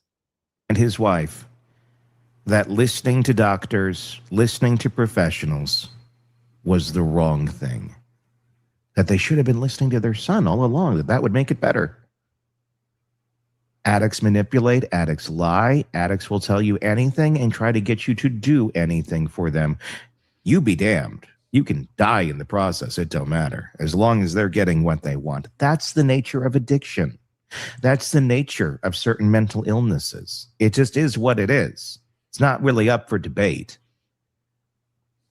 He said when Nick would tell us that it wasn't working for him, we wouldn't listen. And you know what? You shouldn't have. We were desperate, and because the people had diplomas on their wall, we listened to them when we should have been listening to our son. That was the fatal flaw. Did you hear that? He said that Rob was saying that we listen to the people with the diplomas on the wall and not our son.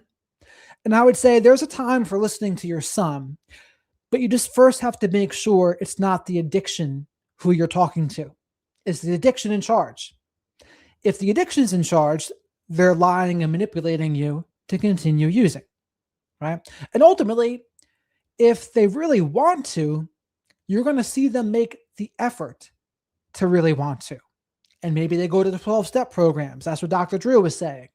But they got to be doing something in the eyes of footwork. And if they're not, then that's telling you, well, maybe I should be listening to the professionals in this case because my son is leading me astray. No, you should have never been listening to your addict son tell you that treatment is not working. It wasn't working. He chose not to make it work. Michelle said something similar. We were so influenced by these people. They would tell us he's a liar, that he was trying to manipulate us, and we believed them. They were right.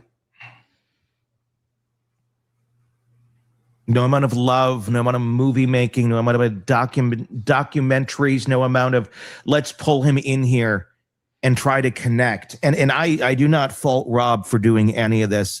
They were hitting walls everywhere with his son who refused to get the help, take the help, and do the work. It's a great question here. And this is something Sierra says. This is a good thing to go over. Abusers claim they don't control themselves, right? They don't abuse when they can get caught. So they'll claim to lose control to avoid accountability. But like you said in the next sentence there, you know that's not necessarily true because they don't abuse everyone. They abuse their targets. And somehow, magically, they're able to control themselves around certain people. How does that happen? Oh, because they only really lose control, quote unquote. And it's not, this is how Lundy Bancroft says it. They're not losing control. They're taking control of others. That's a more accurate way to see it, in my opinion.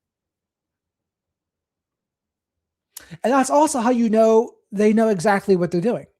Since they don't abuse everyone, they seem to be on better behavior around some people. They know exactly what they're doing. And the abuse they're doing is conscious and deliberate. Manipulated his parents enough for them to think that his choice not to do those things was not the problem. It was the doctors that were telling him what they needed to do that was the problem. That is a successful manipulation by an addict. It is not shaming the victims here whatsoever. It is looking back at the documented history and calling it what it is. Let it be a cautionary tale for anyone out there who's dealing with an addict who is mentally ill in their life that is trying to be sold a bill of goods on how the treatment is the problem, not them. That quote has been circulating out there for the last several days as evidence of the Reiner self-awareness, their willingness to acknowledge mistakes. And look, that's true. It's good to take a look at things, and not every treatment program works. But 17, this is someone who didn't want to get help. There's another way to read this as an indictment of a system that gives families two options. You defer to the experts while hoping that the addict will go along with it, because that's the other key part of this. If the addict, the mentally ill person, doesn't want to participate, you can't force them to participate. So you kind of. And that's so true. It's just so true. And this is why they say surrender is a big element of addiction recovery as well. You surrender in the 12-step programs that you're powerless over your addiction. And why is that helpful? Because then you understand you really can't control it. Like once you pick up, you're probably going to be off to the races. Now, I don't see that for myself anymore, but years ago, I think that was a very helpful way for me to see it. And then you got to surrender to the process's way, and you got to take direction, do as you're told. And for so many people, they just really struggle with that. They've got too much ego. They think they know it all, so they don't follow directions. But so if you do a 12-step program, you got to take their suggestions, get a sponsor, get a home group, do 90 meetings in 90 days. And if you do their way, much less likely you fail. Now, that doesn't mean that you might not also need mental health treatment. 12-step programs aren't for mental health. They can help mental health, but they're certainly not a treatment for mental health. You still might need to do a prescription medication or supplementation or something, right? It's just getting clean gets you to the place where you can actually see what's going on. Because if you're still using, it's going to be really difficult to accurately diagnose you. So that's the whole point. So people get clean, maybe at a long-term rehab, maybe at a 12-step program, and then you can finally see what's underneath there. Oh, okay. Were you self-medicating a mental illness? Were you self-medicating autism? Or maybe you have more of a personality disorder, which is even more difficult. But you find out. And knowing is half the battle. G.I. Joe. I had to have two things going at once. Number one, you have to be able to afford it. Number two, the person that's getting the help needs to want it. And if they don't, you have to go it alone because you can't force them. So they end up on the streets like he did. They tried that. Let him hit absolute rock bottom. Maybe that will wake him up. Maybe that will make something change. It didn't. Again, this is not something that can be solved with money, and this proves it. This is not something that can be solved with love, with tough love, with extra love, with making a movie, with relating, with connecting. This is something that either that addict will get the help they need or go down a path by their choice, or the way it sits right now, you basically wait for death and destruction. There used to be that middle ground. There used to be hospitals, mental health facilities. Yes, there was. There were until the 80s, and then Reagan shut them down. So it used to be one flew over the cuckoo's nest type facilities for people that they weren't healthy enough for the streets. So people went into these facilities and people worked there, like Nurse Ratched in One Flew Over the Cuckoo's Nest. Now, of course, it's a fictional story, but there were certainly facilities like that out there that, hey, at the very least, they weren't harming the public. And that's a step in the right direction, I would say. That people like this would go to, would be forced to go to, didn't have a choice. Because the people around them cared enough and said, this is a dangerous person. Now, yes, we can go down the road of, were some horrible, were they abused, were this, yes, there was horrible situations, and there was wonderful ones too. So to throw the baby out with the bathwater and say, well, we've tried that in the past. We've tried a lot of things in the past. We can go back. We can revisit. We can do things better. I feel like at 2025, we could maybe retake this and do in a little more professional, educated, compassionate way than we did maybe 50, 60 years ago. Just saying. It might be a little more compassionate than watching people wither away on the streets, dying, raising children in tents. I don't know, just saying. And ideally, for sure, but unfortunately, there's a lot of homeless addicts or homeless people that are mentally ill. They don't want help. And I hear this a lot, but they're homeless and maybe they'd rather just continue using. And maybe a facility has a rule that you can't. Or other times they prefer being on the streets even. And that boggles people's minds, but it happens. And what can you do? What can you do if they refuse? I mean, as we're learning, there's not much you can use. I've always wondered why billionaires like Bezos and now Mackenzie Bezos, Oprah, Bill Gates, it's like, why don't they create like housing for them and like have it be like a service and have people kind of running it? Like they can afford to do that. But why don't they do that? Makes you think, right? Why not do that? You got more money than you can ever spend. Why not try to do that to help the quality of your cities? I'm sure they have a reason why they don't, but I'll be curious to know what it is. The Reiners deferred. They initially trusted the programs. They believed the professionals. And when those specific programs didn't work, again and again, they felt that they were left with nothing but guilt and a son who was still sick. What were they supposed to do instead? Lock him in a room? Can't do that. He's an adult. The law said he had the right to make his own decisions, even if those decisions were killing him, even if those decisions would eventually kill them. This isn't an indictment on the mental health system in America and what we like to pretend is passable and is okay and acceptable.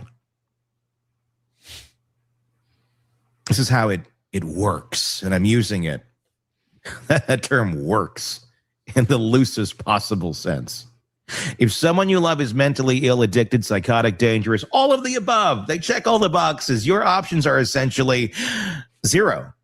You can beg them to get help. So here's another thing. So someone would say, oh, building those facilities would be communism. And here's what I think a lot of people don't understand about America in particular. There's already so many socialist things in America. People just don't consider it that way. It's like, what do you think the cops are? What do you think the firefighters are? What do you think libraries are? What do you think all the alphabet agencies are? The FBI, the CIA, the DEA, the ATF, the State Department. Like they're all what? Taxpayer funded things. And then there's also taxpayer funded child protective services, taxpayer funded other things. Like there's tons. So people don't realize that, but that's absolutely true. Now, me personally, I am a fan of capitalism because I think the other alternatives aren't great. Now, again, that doesn't mean capitalism's perfect, though. That's for sure. But we're certainly more of a mixed bag as well. You can pay for treatment. You can drive them to the hospital. But unless they agree to go or unless they meet a very specific legal threshold, you cannot force them there.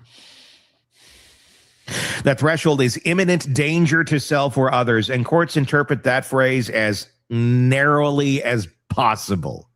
Your son is delusional?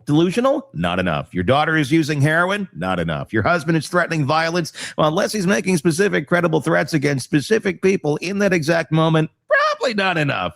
In California, where the Reiners lived, you can get someone placed in a 5150 hold, involuntary psychiatric detention, but that lasts 72 hours max. Not very long. I mean, 72 hours, you need more than that. Like you would need like 30 days.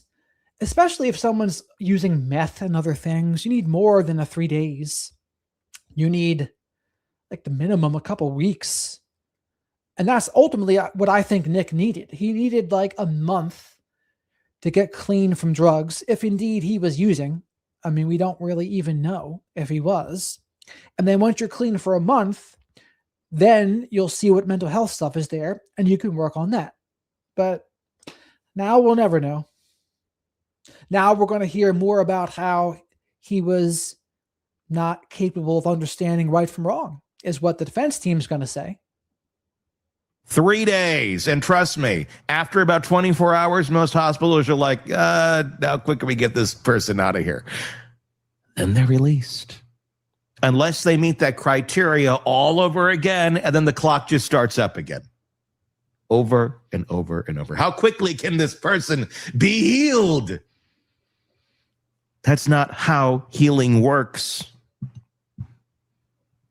So families end up in this insane loop: crisis, hospital, hold, release, deterioration, crisis, hospital, hold, release, deterioration, over and over with no resolution, no long-term plan, and no meaningful intervention. The system isn't designed to treat mental illness. It's designed to manage liability. Hospitals don't want to hold patients longer than necessary. Courts don't want to violate civil liberties. Insurance companies don't want to pay for extended care, and families are left holding the bag. And this is an important discussion to have, honestly. This is like the meat and potatoes of the whole problem in America. Like, okay, what do you do in these cases? And that's what he's talking about here. For someone they have no legal authority over, no clinical training to help, and no institutional support to rely on. This is what the Reiners were living with for 17 years. The roots of this disaster go back to the 60s and the 70s, when America decided to empty out its state psychiatric hospitals. This will work great, won't it? The intentions are good. Some people thought the institutions had become warehouses, overcrowded, underfunded, rife with abuse. Patients were drugged into oblivion and left to rot. The civil rights movement rightfully demanded change. People with mental illnesses deserve dignity, and they do. But then, just as one system had gone so far this way, we swung it so far the other way. And we said, you deserve the rights of every single free American out there. Even though you can't handle that, you'll probably kill yourself or others along the way. But we're going to do this. So the hospitals closed. Between 1955 and 1994, the number of patients in state psychiatric facilities dropped from over 500,000 to under 70,000. They didn't take a look at the system and go, how can we do this better? They just said, we're closed for business. And what happened after that? Well, look to any street corner or tent community. They're about 12 generations in now. The plan was to replace institutional care with community mental health centers, outpatient treatment, supportive housing, wraparound services. What a lovely idea. And then they said, and you know who's going to pay for all this, communities? You know, where we used to take care of this on a state level or a federal level? Okay, now every individual community, you get to foot the bill for this. And all the communities said, we'll pass. We'll put something up that kind of looks like a mental health facility, but then it's really not going to be a mental health. We're just going to kind of like, you know. Or if you watch my interviews with Christian, he always brings up that Krishnamurti quote, which is, it's no measure of health to be well adjusted to a profoundly sick society. And you would say, what does it even mean to be mentally ill if so many people are? Because for insurance purposes, a lot of people need a diagnosis to be treated. So there's a lot of things wrong with the system. And again, just because I think capitalism is the best system doesn't mean it's not flawed. It's absolutely flawed. It's just, I think, better than the alternatives. That's all. And even the Norwegian countries that everyone always talks about, they're capitalist countries. And what the people who really like capitalism should be mad about is a lot of these countries with socialized medicine get more for less than America does in their healthcare, which is absurd. Another one of the reasons why they say, if you're not mad, you're not paying attention. So the funding never materialized, and the centers were never built, and the services never arrived. What we got instead was homelessness. Thank you, To Thrive. What we got here?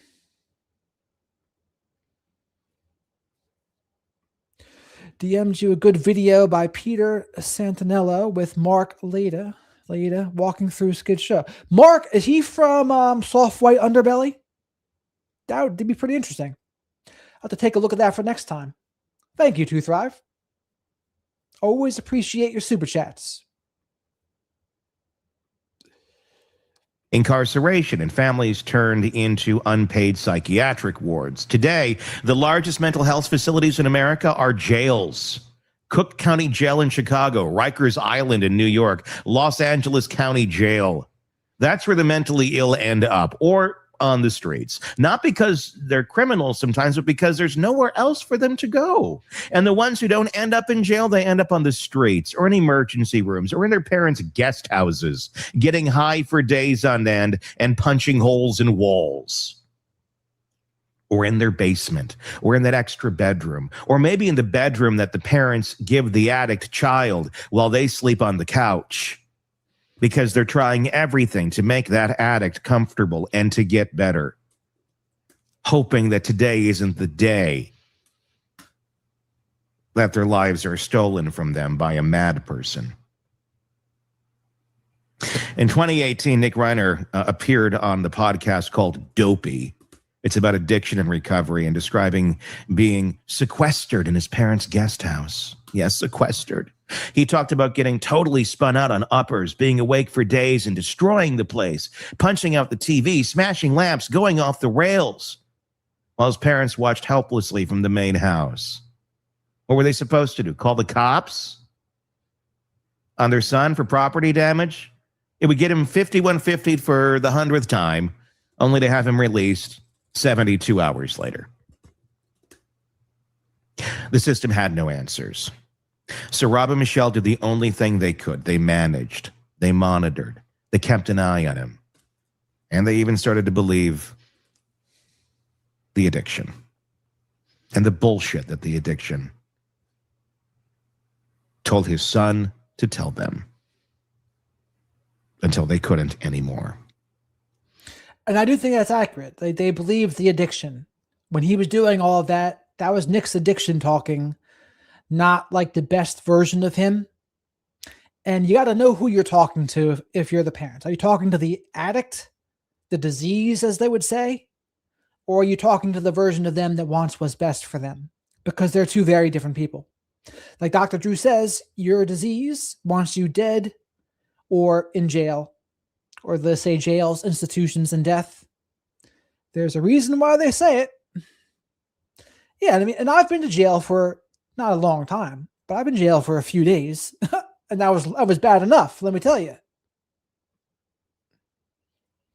Unfortunately, and thank you very much for this light. Unfortunately, family parents did not go to Narc Anon or help support for the families.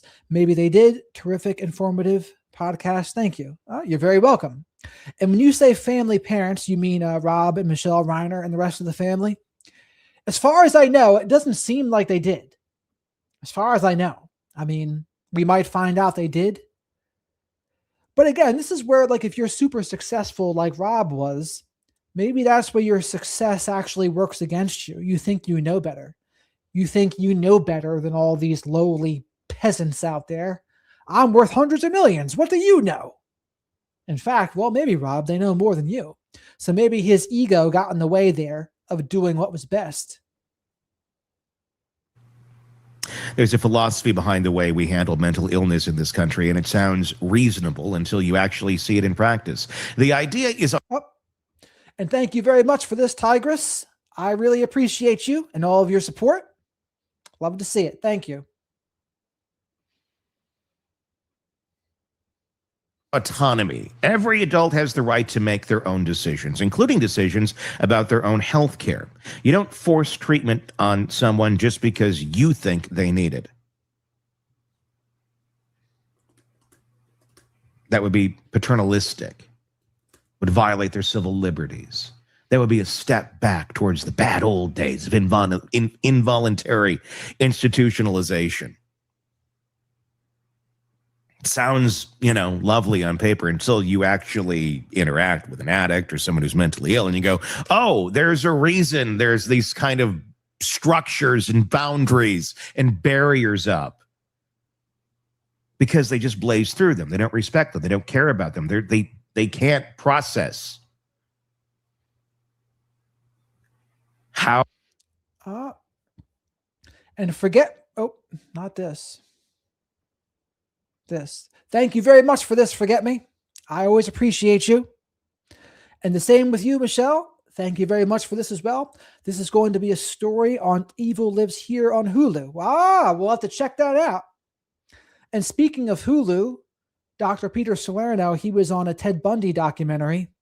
He was going over that. He's somebody I've interviewed on the channel many times. I appreciate that. And thanks for becoming a member there, Ann, as well. I definitely appreciate that too. Very generous chat today. I love it. How healthy individuals live. But here's the problem. When someone is in active psychosis or deep in addiction or experiencing a severe mental health crisis, their decision-making capacity, in case we didn't realize this, is a little compromised. It's not a moral judgment. It's neuroscience. The brain is not functioning correctly. They are not capable of making rational choices about their own care. This is where humanity should be stepping in, saying, we need to help you. But we've created laws that prevent us from being able to do that. The law treats them as if they are okay. A person whose cognition is severely impaired is given full legal authority over their own treatment. They can refuse medication. They can walk out of hospitals. They can reject every intervention their family tries to arrange. Meanwhile, the people who love them, who can see the deterioration, who live with the consequences, who are terrified of what's coming, have no legal standing whatsoever. The system prioritizes the autonomy of the sick over the safety and sanity of everyone around them. And families aren't caregivers in this framework. They are hostages. That's the word that keeps coming back to me. Interesting way to frame it. We'll see what he says in a second here. And Jolly, I agree with this. I've thought many times that my addict, narcissist, bipolar daughter was possessed by a demon. I think there's a version of active addiction where it's like you are possessed by that drug, whether it's methadone, heroin, crystal meth, crack, whatever. It's kind of like being possessed. The same thing if you're like possessed by a gambling demon or a sex demon or a pornography demon. Like, again, it's a broad definition of the word demon, but I think it can be accurate. I think that's maybe what they had in mind back in the day when they had some of these exorcisms. Not like an official exorcism of Emily Rose. That might have just been a mental illness, but I think those other things, you can make a case that's being possessed. Hostages.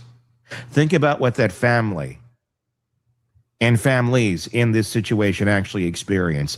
They walk on eggshells constantly, trying not to trigger an episode. They monitor behavior around the clock with no authority to intervene. They watch someone they love destroy themselves in slow motion and are told by a system that there's nothing to be done. The financial toll is staggering. Treatment programs, legal fees, property damage, lost income. The emotional toll, well, that's priceless.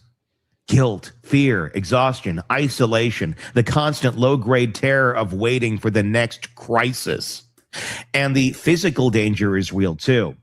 They're living with someone who is unpredictable, someone who may become violent, someone who's already demonstrated that they are not in control. Rob Reiner was 78 years old. Michelle was 68. They were not equipped to physically manage a 32-year-old man in crisis. No one that age is. But the system said it was their job. Actually, the system just said, good fucking luck. I'm out. Nick was an adult. Because Nick had rights, because forcing treatment would be wrong somehow. So they brought him to a Christmas party to keep an eye on him. Because that's all they were allowed to do. I want to address something that people don't like to say out loud. Not everyone can be saved. Not everyone can be saved. The mental health system operates on the assumption that recovery is always possible, that the right treatment, the right support, the right intervention, anyone can get better. That's a comforting belief. It's also not true. I think anything's possible, but will it be possible? Will people do it? No. There are many people who fail. There are many people who OD and die. Does that mean everyone will? No, of course not. But it just depends on each individual situation. I think he's saying there are some people that there's just no hope for. And I would say there are certain personality disordered people. Yeah, I would think there is no hope for them. Like if you have a severe case of psychopathy, antisocial personality disorder, malignant narcissism, no, you're toast. Like you're pretty much toast. Now, if you have a less severe version of narcissism, it's possible. I think you can do some behavior modification. I mean, you see people like Lee Hannock talking about it all the time. Although, I would question how much they're really changing behind closed doors. But it's just something to think about. Some people are too sick. Some addictions are too entrenched. Some brains are too damaged. Some individuals will never achieve stability no matter how many resources are thrown at them. I'm not saying we shouldn't try. I'm not saying we should abandon people, but I am saying that the system's refusal to acknowledge this reality puts families in an impossible position. They're told to keep trying, to never give up, to believe that this program, this medication, this intervention. So you want to hear about my story in jail? I was there for several days. It was a roommate and me in there. He was there for beating his wife, or his girlfriend at the time, for several times. There's a urinal in front of everybody, and you have to shit and piss in front of it while you're sleeping on the floor next to them. And honestly, I'm not really liking you, literally. So you're on my list where if I feel like you should be gone, I will make you gone shortly thereafter. Will be the one that finally works, and when it doesn't, when the 17th rehab fails, just like the first 16, they're left with nothing but guilt and the question of what they did wrong when they didn't do anything wrong. The Reiners tried for 17 years. They had every resource available: money, connections, access, love. They made mistakes, sure. They've admitted as much, but they also did everything the system told them to do. And in the end, their son killed them, allegedly. At what point does a family have the right to protect themselves? At what point does endless patience become complicity in their own destruction? And at what point does the system's commitment to autonomy become a death sentence for the people trying to help? There are laws that could make a difference. Assisted outpatient treatment programs, court-ordered treatment for people who meet specific criteria. Kendra's law in New York, Laura's law in California. They allow judges to mandate treatment for individuals with a history of hospitalization. And here's an option for Rob, though, too. Like, okay, you say you can't live at the guest house, and you got to get a job. And maybe we'll help you even as you do that, so you're not homeless. And even that's doing more than you would even have to. But you give them the minimum. You give them the minimum to survive until they can walk on their own 2 feet. And then they can take it from there. That would be one suggestion. But didn't seem like they did. And again, because they were kind of hostage, they were complicit in their own being held hostage too, though. You can't forget that. Incarceration or violence related to mental illness. They aren't exercised very often. Sometimes they work. The data shows reduced hospitalization, reduced homelessness, reduced incarceration, reduced violence, but they are chronically underfunded and underutilized because the mental health advocacy community has spent decades fighting against anything that smells like coercion. The concerns are legitimate. The history of psychiatric abuse is real. Racial disparities and involuntary commitments are documented. The potential for misuse certainly exists, but the current system isn't protecting anyone. It's not protecting the mentally ill who cycle through ERs and jails and end up dead on the streets. It's not protecting families who are left to manage impossible situations with no support, and it's not protecting the public who bear the consequences when untreated mental illness turns violent. We emptied the hospitals because they were inhumane, but we didn't replace them with anything better. We just shifted the burden onto families and called it freedom.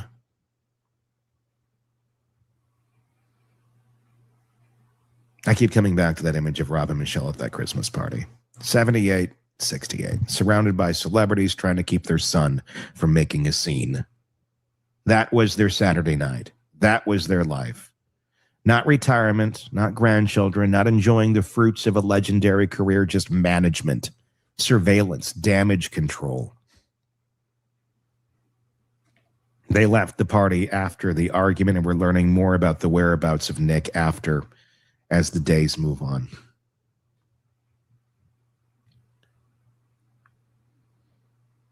And then their daughter found them dead. And she knew immediately who was responsible. She told the police her brother was dangerous, that he should be a suspect, allegedly. The family had known for years what Nick was capable of. They just couldn't do anything about it because the system said they couldn't, because Nick had rights, because autonomy matters more than outcomes. Rob Reiner directed some of the most beloved films of the last 50 years. He changed the ending of When Harry Met Sally because he believed in happy endings. He believed people could find their way to each other.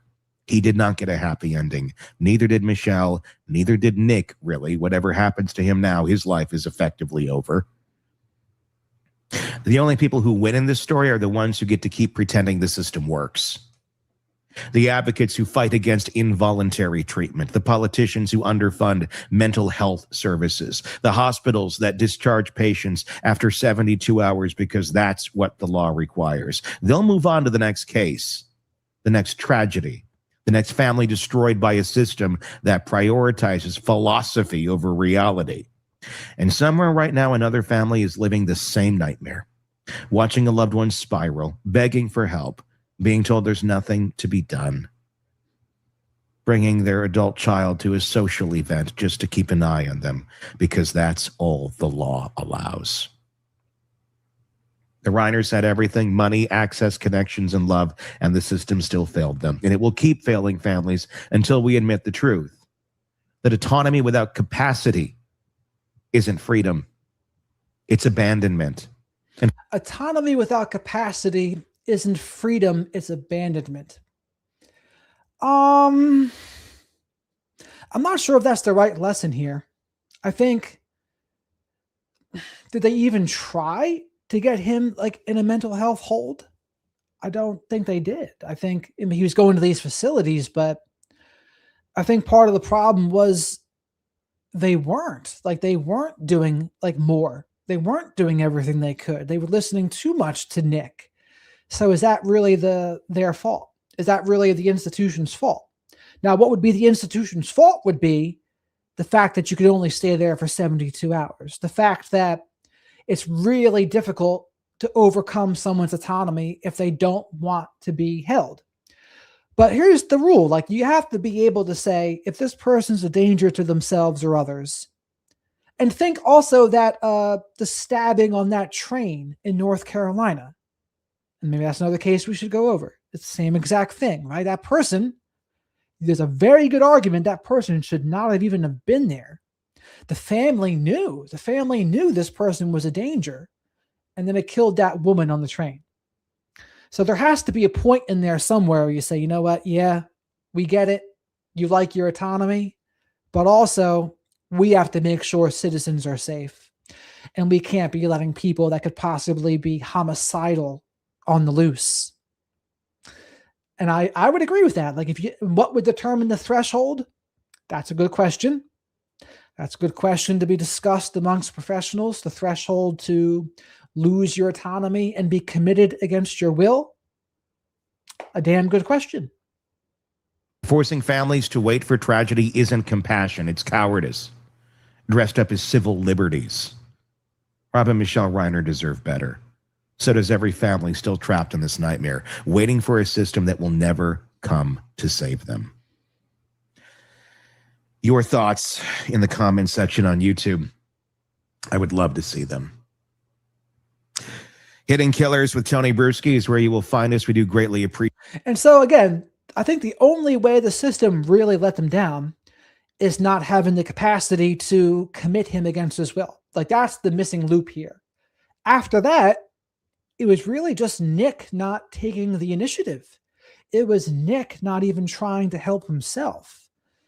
And that's where, if someone's not willing to help themselves and they're going to have a personality disorder and be entitled and spoiled, the only thing left to do is to commit them against their own will if it's bad enough.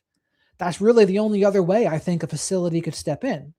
Maybe you could say that 72 hours isn't long enough, try to make it longer, but ultimately you need longer than that anyway. You need like maybe temporary permanent in a way where, like, if they're never going to be safe, well, then maybe they should never get out of the hospital.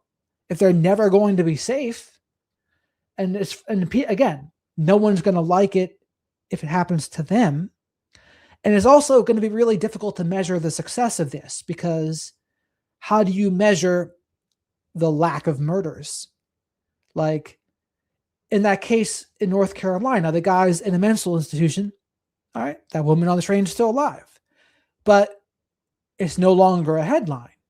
No one knows about the story, but instead there's one person committed against their will. And depending on who gets that story, they might say, well, oh, look, can you believe this? We live in America and you can lose your freedom like that? What is that? It's like, well, that's the powers to be trying to protect their citizens. And I would say there needs to be a threshold where that can happen, so that Rob Reiner's case doesn't happen, so that that woman on the train in North Carolina doesn't happen. It's necessary. I think it's necessary. Deception Deck is next.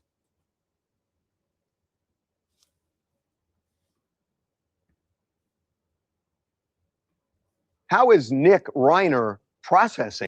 And again, so this guy goes over the TMZ person. And TMZ, this is not confirmed, but it certainly seems like they're getting information from the defense team, probably Alan Jackson, and it's almost like they're the defense team's mouthpiece. So you have to be really careful when you believe what they say, because I feel like they want you to believe a certain thing. This. He is now in a jail cell, awaiting an arraignment, and his parents are dead. And not just dead, murdered in a horrifically brutal way. We are not getting into the details of how brutal it was. We have a source with direct knowledge who is talking to us that he just is not processing what happened. That's TMZ's latest update on murderer Nick Reiner. But don't let the fact that their source is almost certainly Nick's defense team discourage you. I actually think that's why this is worth a closer look. So in today's video, let's watch it together and break it down. I like this guy, actually. I think he's pretty good too. Deception Detective. I've been doing my homework on all these guys, and this is one of the better guys. Of all the takes that I heard him say, I think I agree with all of them. So this guy gets a thumbs up from me too. And I got a mixed review on that guy, Tony. I do agree with some things he says, but not everything.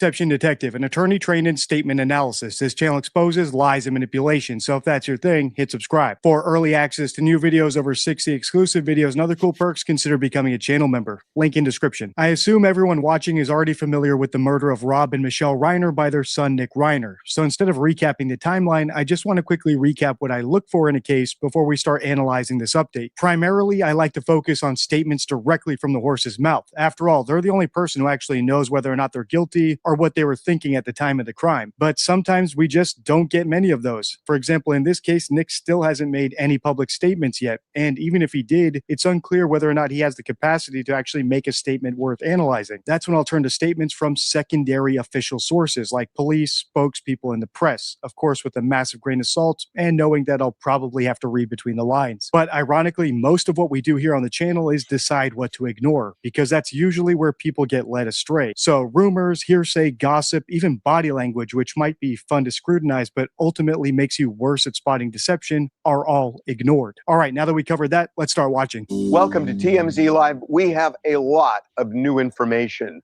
on the Rob and Michelle Reiner murders, and we are going to start with their son, Nick, who has been charged with those murders. We have learned that he has been was diagnosed before the murders, diagnosed with schizophrenia, and was under the... And it's such a bold claim without any evidence. You shouldn't believe that claim unless you hear his psychiatrist or psychologist come out and say, yes, we diagnosed Nick Reiner with schizophrenia and we were prescribing him this medication. But again, he's like saying this all as if it's fact. And we don't know if this is fact. Teddy Roosevelt said, trust but verify. And there's no way to verify any of this. At least not yet. Care of a psychiatrist, and his behavior, especially in the month before the murders, was alarming.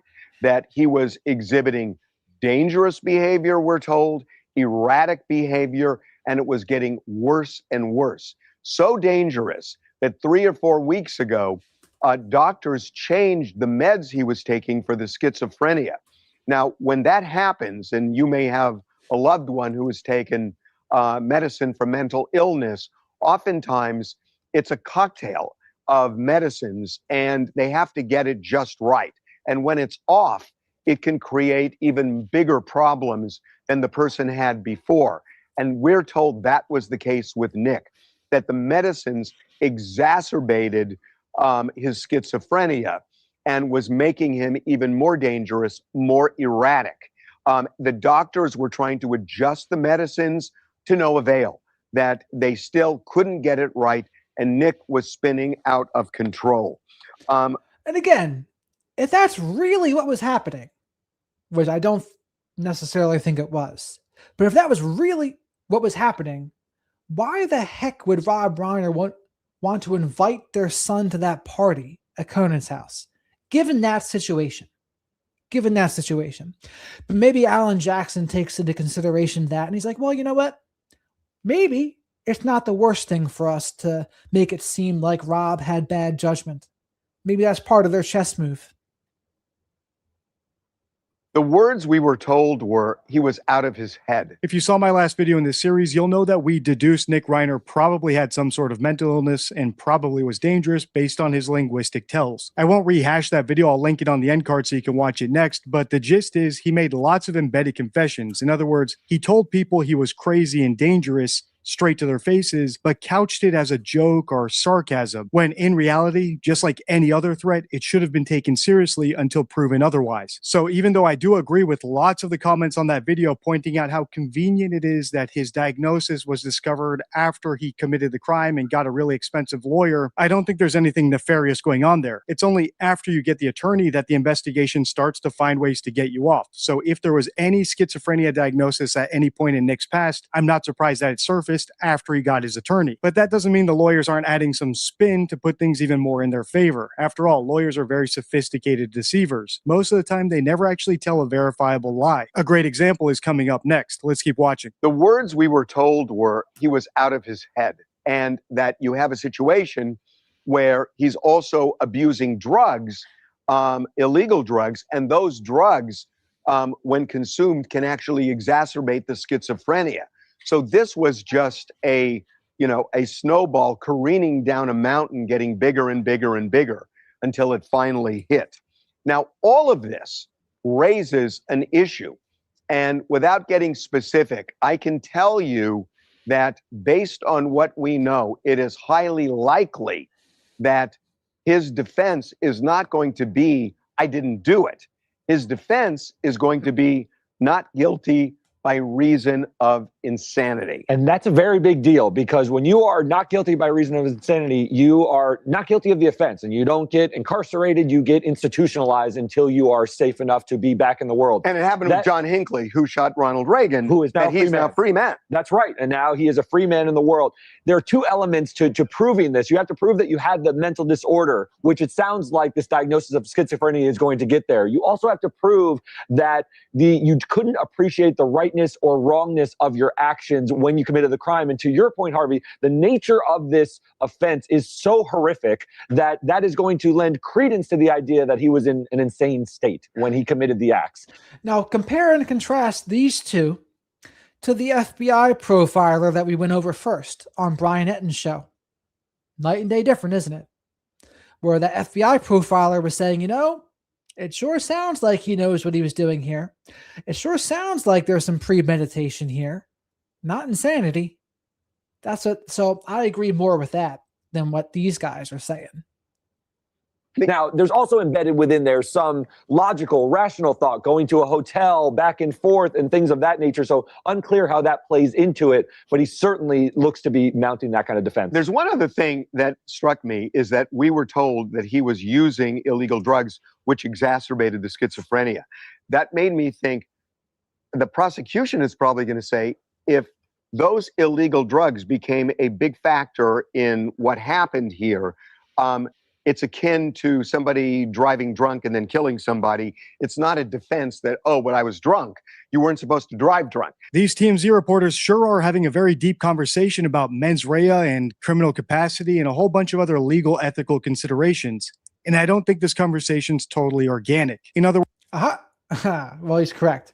But he's also correct. The other guys, TMZ guys, correct that, drinking is not an excuse. You get behind the wheel when you're drunk. That's not an excuse for anything. You're going to suffer consequences.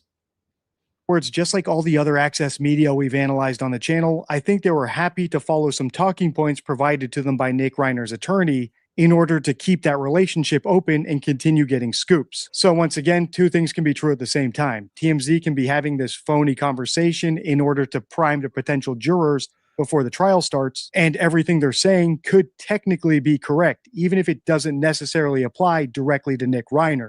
I like this guy. He even says my lines. More than one thing can be true at the same time. So yeah, TMZ can be getting provided talking points by Alan Jackson and the defense team. And then technically, some of the stuff they're saying, how do you prove it not true? That's going to be tough. So good. I like this guy.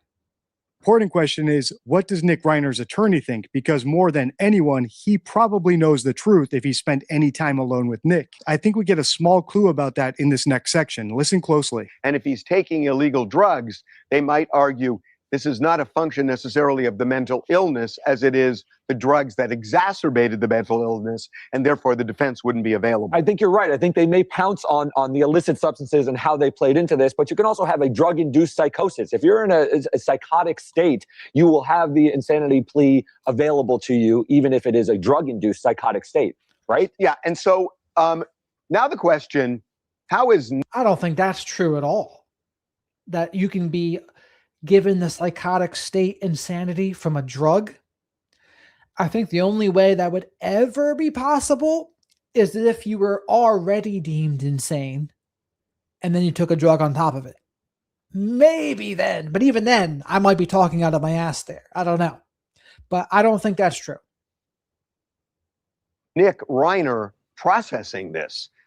He is now in a jail cell awaiting an arraignment, and his parents are dead. And not just dead, murdered in a horrifically brutal way. We are not getting into the details of how brutal it was, but it is almost unspeakable. So what is his mental state? He is not bouncing off the walls with grief right now.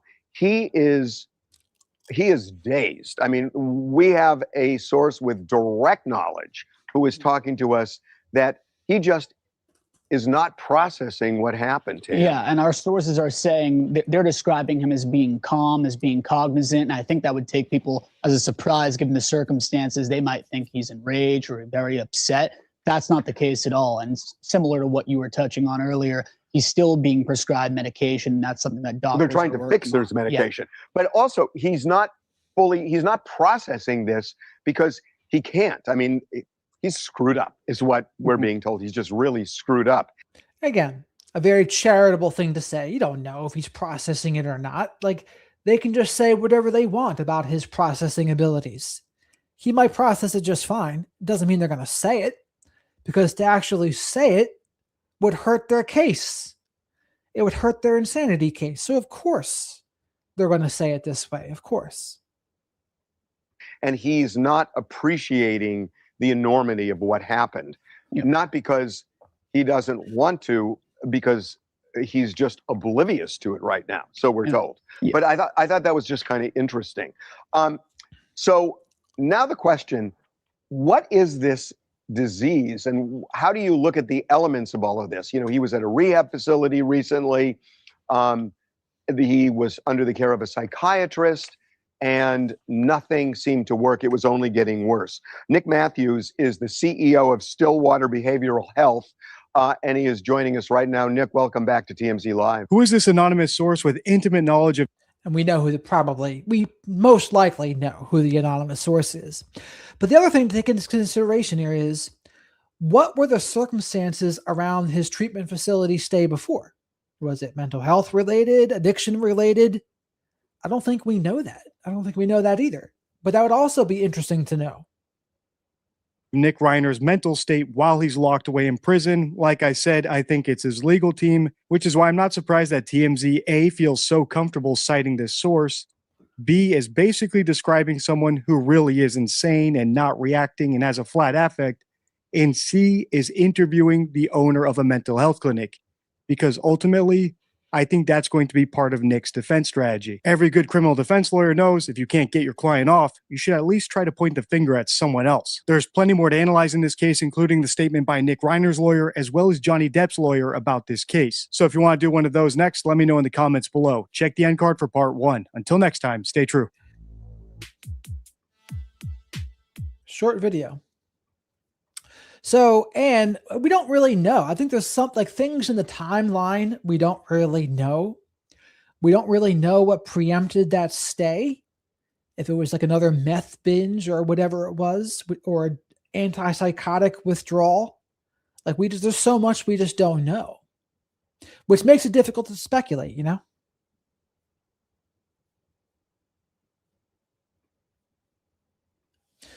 So what will be next here?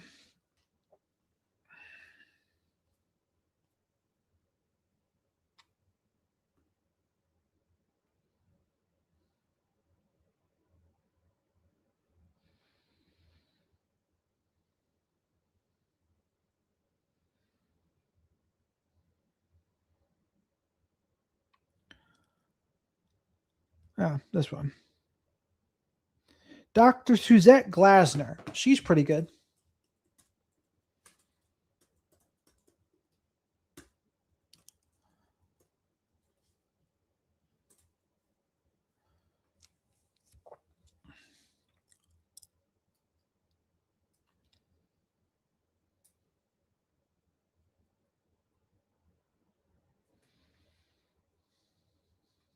So it's a very small subset of homicide.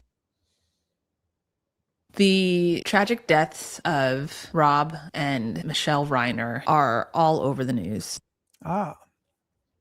Thank you to Thrive. Imagine having $10,000 per month deposited into your bank without having a job. Bro could have had any car, best therapy, travel with other rich kids, etc. Absolutely true. Absolutely true. He's getting $120,000 a year, tax-free more than likely. And what is he doing with it? He's probably spending it on drugs. And so that's the worst thing to do for an addict, to give them free money. Ugh. Just a silly thing to do. Very silly. And death by the hand of their own son leaves many of us questioning who would do something like this. Hello and welcome to the Dr. Suzette Glasner podcast. Don't forget to hit like and subscribe to my YouTube channel if you haven't already, so that I can continue to bring you content on addiction and mental health science and treatment. The tragic deaths of Rob and Michelle Reiner are all over the news. as all of you know. And the image of the unthinkable death by the hand of their own son, Nick Reiner, leaves many of us questioning who would do something like this. How could someone brutally murder their own parents, especially in light of all that they've weathered as a family? Nick had a longstanding history of addiction. He went through multiple treatment episodes. His addiction was so severe that at least one point it led to homelessness for him. This family has been through a lot. And ultimately, a positive outgrowth of his addiction was a father and son collaboration on Being Charlie, a film that was co-written by Nick and someone he went through treatment for addiction with. And so we got this here. Thank you to Thrive. 99% of rich kids with trauma don't do this. Correct. And that can't be forgotten. Like, yeah, you can be spoiled, you can have trauma, but the vast majority are not murdering their parents. Like, full stop. Their experiences, and directed by his father, Rob, all about their family dynamics as they struggled through his addiction and recovery. And from all that I've read, that was noted, at least by Rob, as a growth experience and an experience that brought them closer. I'm going to cover this case in greater depth when there's more known about the circumstances surrounding the murders in terms of Nick's mental state and his addiction. We know that he was in recovery 10 plus years ago, and he had achieved stable recovery for a period of time. That's all called into question now, but we don't really have much information about what was the status of his addiction and what was going on specifically with his mental health at the time of the murders. But for now, my analysis is going to focus on what we know about child to parent violence. That's a thing that has been studied in the research literature. It's not the easiest to study, and I'll talk about why that is. But Nick's profile suggests that he has pretty much all of the risk factors for violent behavior towards an adult parent. So I'm going to start with violent behavior, and then I'm going to move to homicidal behavior and how that relates to drug use and mental health. But first, I just want to talk about how common is violence against parents by adult children. Now, definitionally, when you become an adult child, your parents are usually older, right? So when we talk about violence by adult children, it's usually towards elderly parents, and estimating how frequently that occurs can be very challenging. And I wonder if this was not the first episode of violence between Nick and his parents for two reasons. The first is one of the main reasons it's really hard to characterize and to study how frequently violence by adult child perpetrators towards their parents occurs is because of the parental bond. It prevents the reporting of. This is a very good point. And I hadn't thought about this actually. So this was good of her to bring this up, that maybe this wasn't the first time. And considering what this says right here, it does seem like Rob and his wife would be the kind of parents to not want to report it because they feel the love, responsibility, and an obligation to protect their child. That definitely seems like where the Reiners would fall, but was it not the first time? I wouldn't surprise me if it happened just less severely before. Violence. So parents feel a strong sense of love and responsibility, often an obligation to protect their children despite their violent behavior. And also to note, type 1 in the chat if you'd like to see me invite this woman on the show. Seems like she'd have a pretty interesting things, some interesting things to say.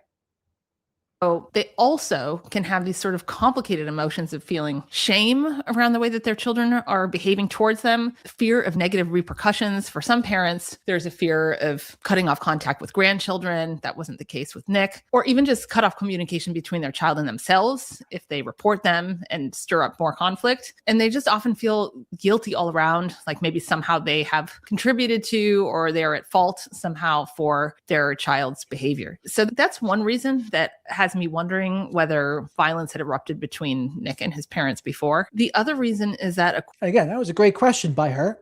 Something I hadn't even thought about much, but it's a very pertinent question to ask.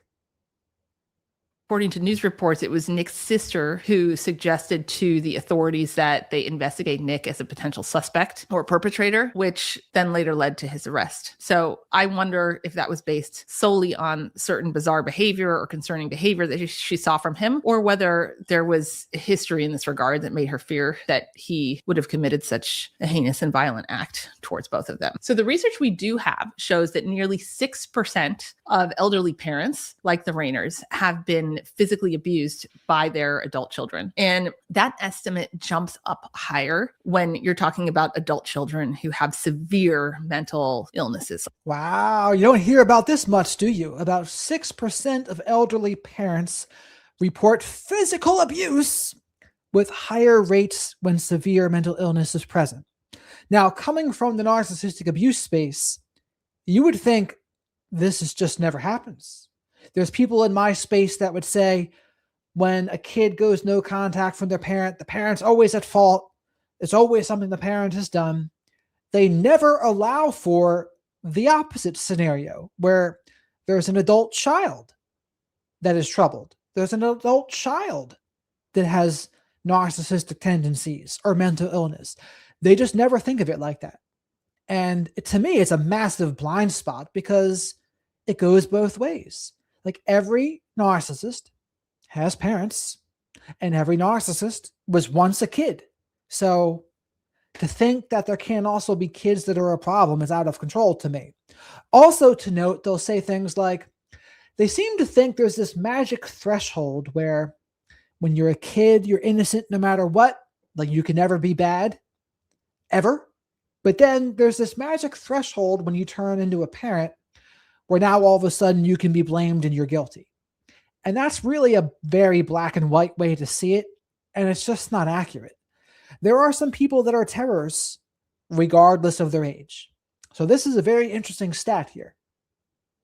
Like schizophrenia. So in one study, the estimate jumps up to around 25% of parents of adult children with schizophrenia who have experienced child to parent violence in the past. So Nick is described as having mental illness, but we don't know the nature of it. So what I want to review with you next is some of the risk factors for child to parent violence among adult children of elderly parents, because the profile is eerily similar to what we know so far about Nick. So perpetrators are typically sons, not daughters. They are usually in their 30s or 40s. Nick is 32. They're more likely to be single, which he is to my knowledge. About 1/3 are unemployed. I don't know Nick's employment status, but I have the impression he may not be working. They often experience poor health, including both physical and psychological problems. And the most frequent psychological problems that are observed among these individuals who are perpetrators of violence towards their parents are schizophrenia, depression, autism, and ADHD. Now, which, if any of these, he was experiencing, we don't know, but those details will be coming to light in the coming days and weeks. Misusing alcohol is also associated with violent behavior towards parents specifically, and drug use and or addiction are also predictive of violent behavior. So we know he has a history of all of that. Which of those things characterize his active behavior in these recent days,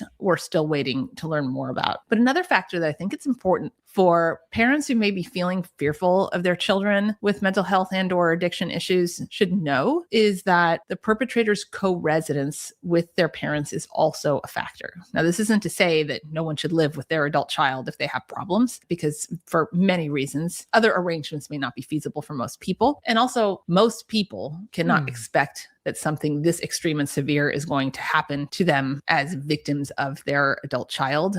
And again, and this is probably one of the biggest things that prevents parents from taking the necessary action. No parent wants to think, wow, my kid, my son, as it's usually a son, is going to be the person that murders me. No parent wants to think that. And since they don't think that, then they don't take the necessary precautions because they don't want to think that of their child.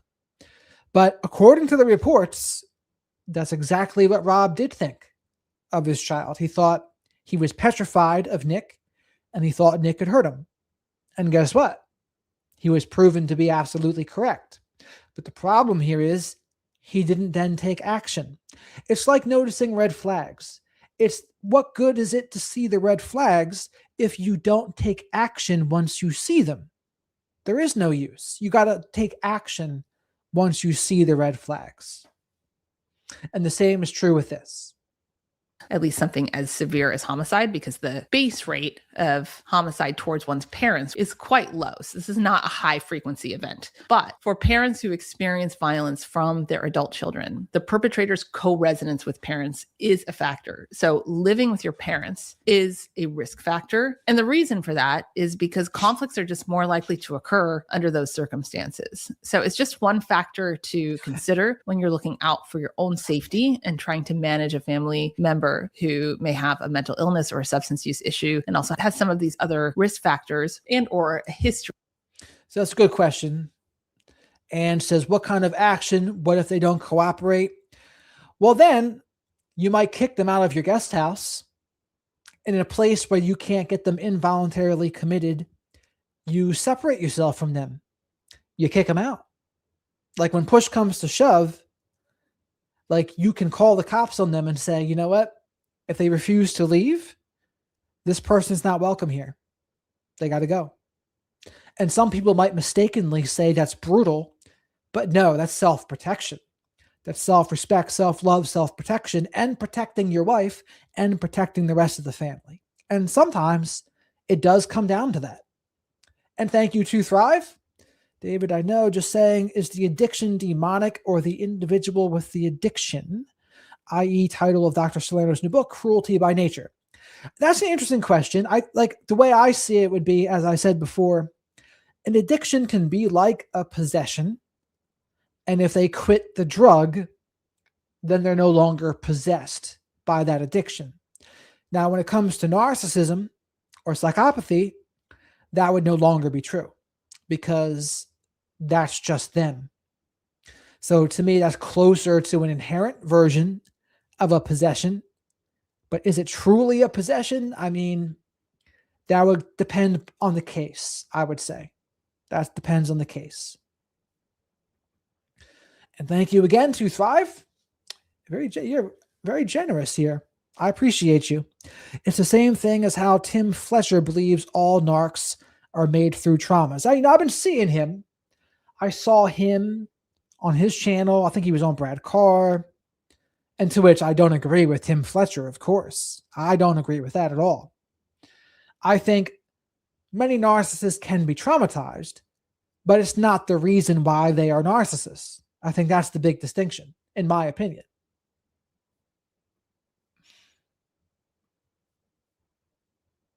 Of violent behavior towards their parents. So now those research statistics were all about violent behavior. They were not specifically about homicidal behavior. So now I want to shift gears and talk a little bit about that. There's actually a term, most people probably don't know this, but there is a term for homicidal behavior towards one or both of one's parents. So killing one or both of one's parents is known as parricide. And because it's what we would refer to as a low base rate phenomenon, like the frequency of this happening in the general population is very low, that makes it very difficult to study. Some estimate that it's 1% to 2% of all homicides. The estimates vary in different countries, but we can talk about matricide for a moment. That's the killing of mothers by their biological children. That's a pretty rare event, comprising less than 2% of all homicides in the United States in which the relationship to the offender is known. So it's a very small subset of homicides. What we understand about matricides is that most mothers are killed not by daughters, but by their adult sons. That's one piece of data that we've seen pretty consistently in the studies that have been done. And then when we talk more broadly about parricides, which is killing one or the other or both of one's parents, here are the circumstances under which studies have found them most frequently to occur. And these all also match up with our knowledge currently of the Reiner case. Parricide is usually committed in the victim's house. We know that's what happened in their Brentwood home. Perpetrators often reside with the victim. And according to reports, he was living in and out of their home in Brentwood. So what do you know? He meets all of this. It occurred in the parents' home, and the perpetrators often live there full-time or intermittently. Check, check, check.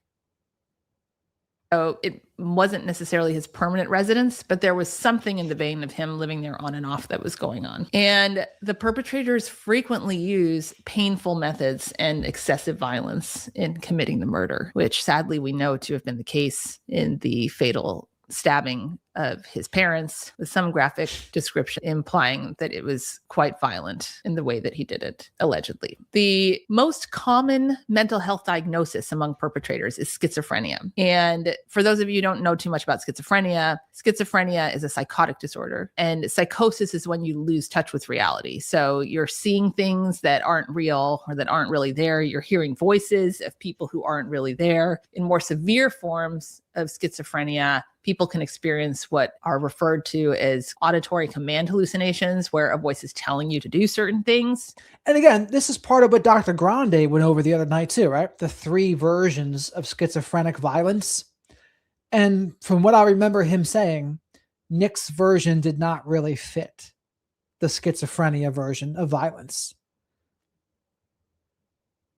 Because think his 3 were what? The moral version. There's a moral reason why. The being commanded by another entity reason. And there was one more reason. I just can't remember what it is. But whatever it was, I don't think it applied to Nick. Or commanding you to do certain things, which can or cannot be violent. But that's the most common scenario in terms of mental health. Did Nick have, or does Nick have schizophrenia and psychosis? We don't know, but we don't know. Thank you, Tooth Five. I'm going to be doing these, I would say 5 or 6 nights a week. And that might not all be about this topic at a point, because, I mean, there'll come a point when there's just no more new information. So I'll start talking about something else or talk about the things I used to talk about. But we'll see. We'll see. We'll play it by ear, you know. I'm just enjoying the wave, and you guys are helping the wave go along here. Like I said, great flock of black sheep here. And if you know other people that maybe they need friends, maybe I don't know what it is. Maybe they have, I've always just gotten along better with the people that are black sheep. Often they can have addiction issues. Often they can have like a mood disorder or mental health issues. Maybe they're a scapegoat. But if you know people like that, this is a place for them to come hang out. It always reminds me of what Tyrion Lannister said in Game of Thrones. He said, I have a soft spot in my heart for cripples, bastards, and broken things. And I could relate to that. I know exactly what he meant when he said that. And there are people that don't have anyone, and maybe this kind of space can help them. But we do know that one substance that reportedly he historically used as part of his addiction, which is methamphetamine, is something that can cause and is strongly associated psychotic symptoms and psychotic behavior as well as violence. So if he was actively using drugs, and among those drugs at the time of the homicides was stimulants, particularly methamphetamine, which he does have a history of, that could somewhat explain the possibility of him having experienced psychosis. But all of that remains to be confirmed, and we're awaiting those types of details from the case. Among people with schizophrenia, matricide or killing of the mom occurs more than patricide. And then after schizophrenia, the most common diagnoses that have been observed in people who commit parricide or murder of one or the other or both of their parents is depression, as well as substance use disorders or addiction. We know he had that addiction history. We know he had some mental health history, but we don't know the specific nature of it. But these are all very consistent with the typical profile of individuals who commit these types of acts. The estimates range from 15 to 23% if you just look in the general community of people who have used methamphetamine in the past year. But when you go to an addiction treatment setting and you survey people with a methamphetamine addiction in those settings, up to 60% of them have experienced psychotic symptoms or a break with reality. And there have been a series of studies around violence as an outcome of use of amphetamine type stimulants like methamphetamine. And we know that the odds of violent behavior in the context of methamphetamine use more than double compared to people who don't use methamphetamine. So I know that Nick also had a history of opioid addiction. That's not so clearly and consistently related to violent behavior as what we see with stimulants. But yes, less likely on an opiate unless you're doing it with other drugs, because if you're on a heavy opiate, you're doing the old chin to chest. You're dipping. And when you're dipping, usually not committing violence. Now, what can happen though, you're on an opiate and you're driving, you can crash and kill yourself or someone else. That's way more common. But, you could be on an opiate and then you mix it with coke, crack, Adderall, frickin' meth, and then who knows what can happen then. Then you can be out of control. Booze and stimulants, if I had to guess which is the most violent combination, probably that. Booze plus a stimulant, booze plus coke, booze plus meth, maybe a benzo in there too. But if you take a lot of benzos, you might just like zonk out. But some people don't zonk out. They might actually get more active, and that could be dangerous, especially if they're blacked out. Oh boy. As we receive more details about this case, I will come back to you to help you better understand how his psychological state, the substances that he was using, and his mental health status might be somewhat explanatory in this case. It's always hard to wrap your head around, as I said, the unthinkable. And murdering not one, but both of one's parents is truly unimaginable and hard for most of us to relate to or understand. I think it does bring up questions for a lot of people who have addicted loved ones in their families. Should they be worried about this? Is there something the Reiner should have done differently? It's very difficult to say because this is a pretty rare case. As I mentioned, the base rate of parricide is relatively low. So this isn't a high frequency event, but we're hearing all about it in the media, which makes it feel like it probably happens more than it does. Is violence in the context of drug use and mental illness of concern? Sure, it is, particularly if somebody has a history of violence and some of these risk factors that I've described. But I would say, as a parent of a child with an addiction or a mental health issue, you have to really trust your gut about safety. If you don't feel safe around your child, then that's something to really pay attention to. And again, that's something I mentioned in one of the other streams. You gotta trust your gut. So if you're Rob and you think you're petrified of your son and you think he can hurt you, you gotta trust your gut. And even without the violence component, just out of self-respect for yourself, you shouldn't enable. You shouldn't coddle. You shouldn't just let them get away with anything just because they're your kid.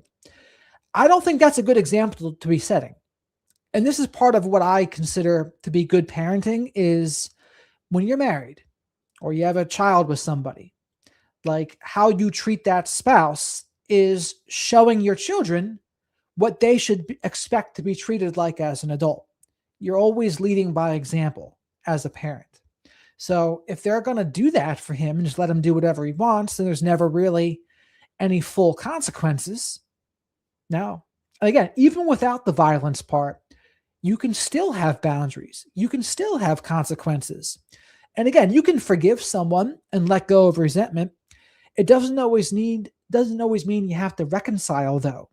You can forgive from afar. You can let go of resentment from afar. So keep that in mind as well. I think a lot of people think, oh, well, you forgive and you must fully reconcile and let him live in your guest house. No, not necessarily. You can forgive some of the things Nick did, but you can still have boundaries and you can still enforce those consequences. It's not one or the other.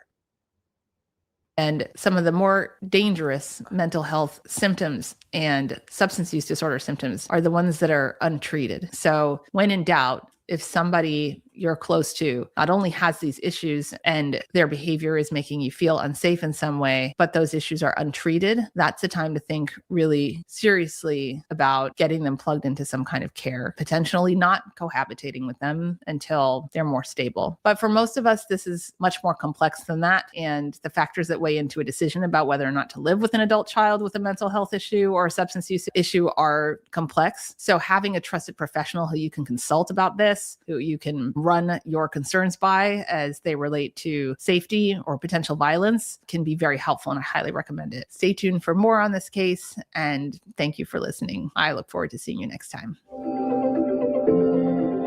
So she's got one more to go over. That's a short.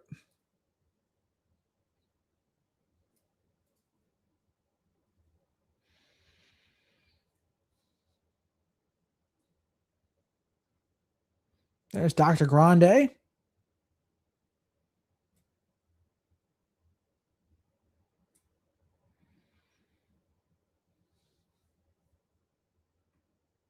Welcome to the Dr. Suzette Glassner podcast. There it is. As new details emerge in the tragic double homicide case of Rob Reiner and Michelle Singer Reiner, we learned that Nick Reiner, who has been charged with their killings, had a diagnosis of schizophrenia. Hello, and welcome to the Dr. Suzette Glassner podcast. Thank you to those of you who have been liking my videos and subscribing to my YouTube channel. And a special thanks to those who have been sharing your comments and feedback in the channel. I want you to know that I read every single comment. And in fact, it was several of your comments from my last episode on Nick Reiner's psychological profile that inspired my topic for today. So please do keep those coming. As new details emerge in the tragic double homicide case of Rob Reiner and Michelle Singer Reiner, we learned that Nick Reiner, who has been charged with their killings, had a diagnosis of schizophrenia. News reports also indicate that he was undergoing a change of medications very close to the time of the murders. And again, schizophrenia medication changes not confirmed. Likely spread from his defense team.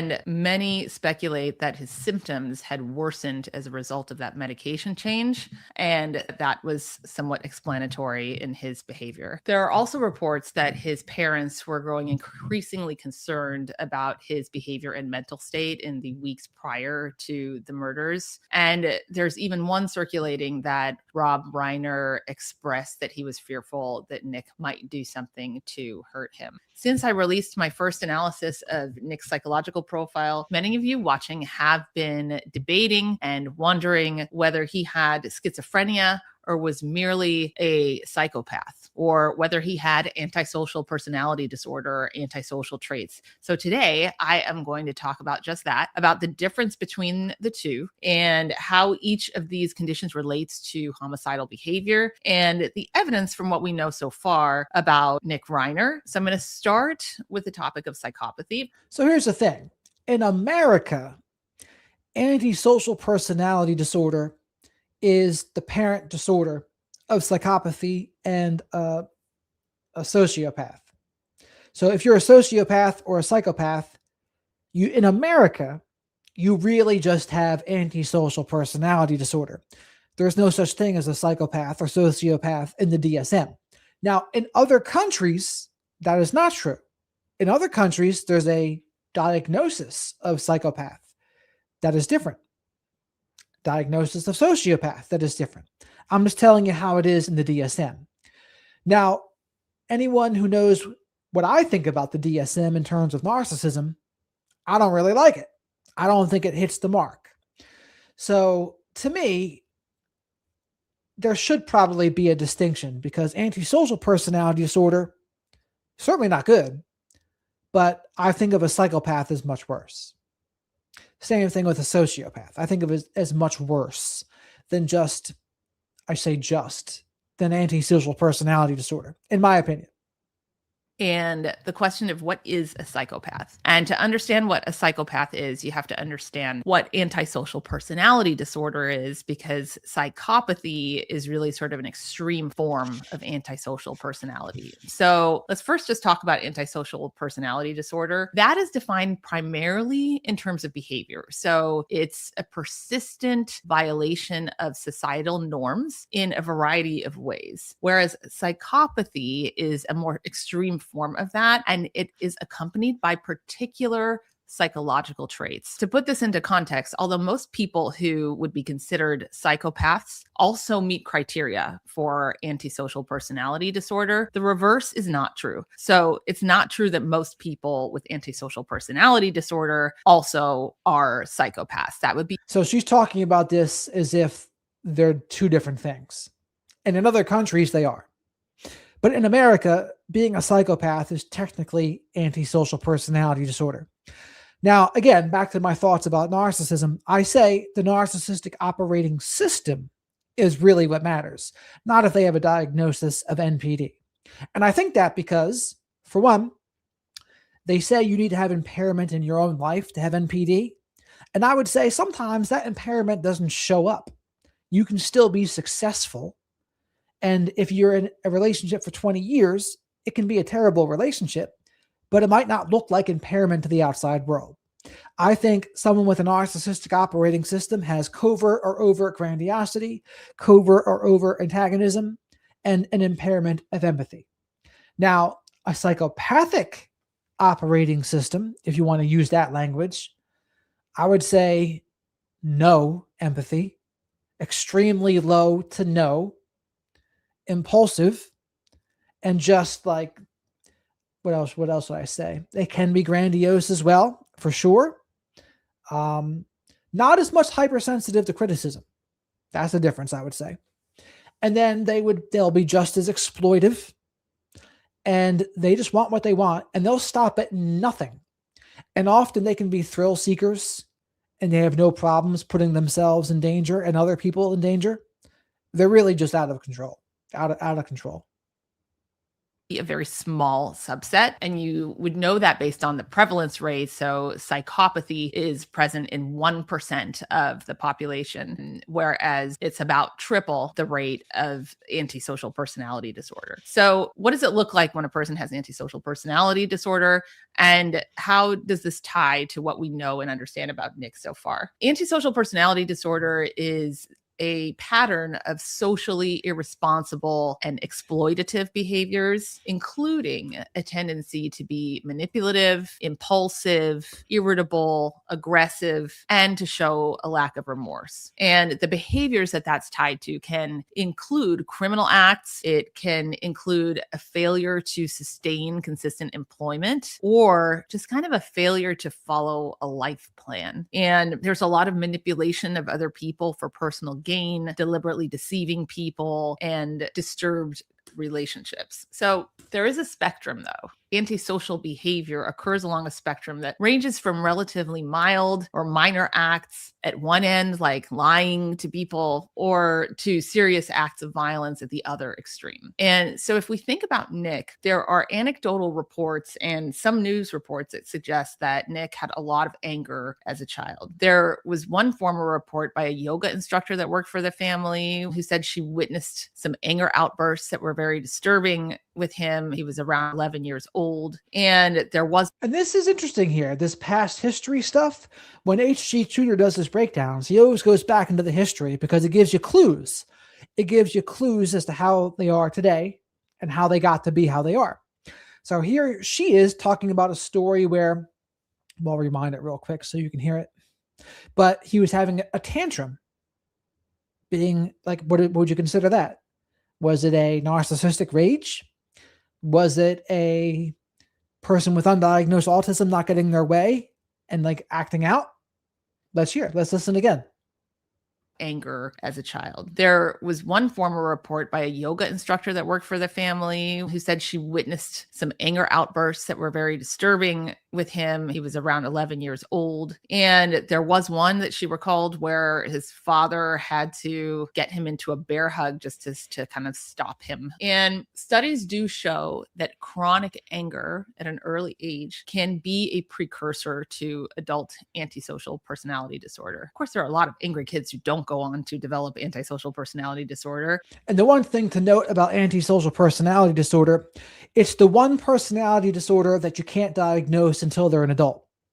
Most people think that's true of all personality disorders. You can't be diagnosed with any of them until you're an adult. But that's not true. You can diagnose someone with narcissism, borderline, or even histrionic. You don't hear that much. You don't hear about histrionic much, but you can be diagnosed with narcissism or borderline before you're an adult.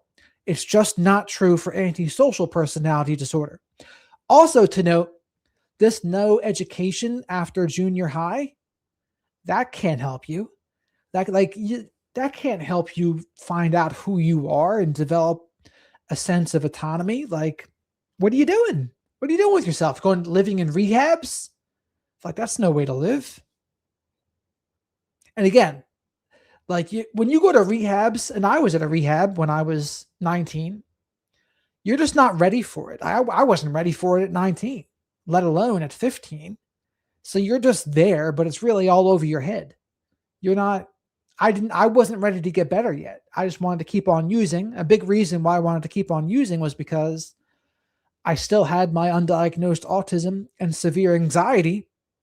And as long as I felt like that normally, I wanted to jump out of my skin.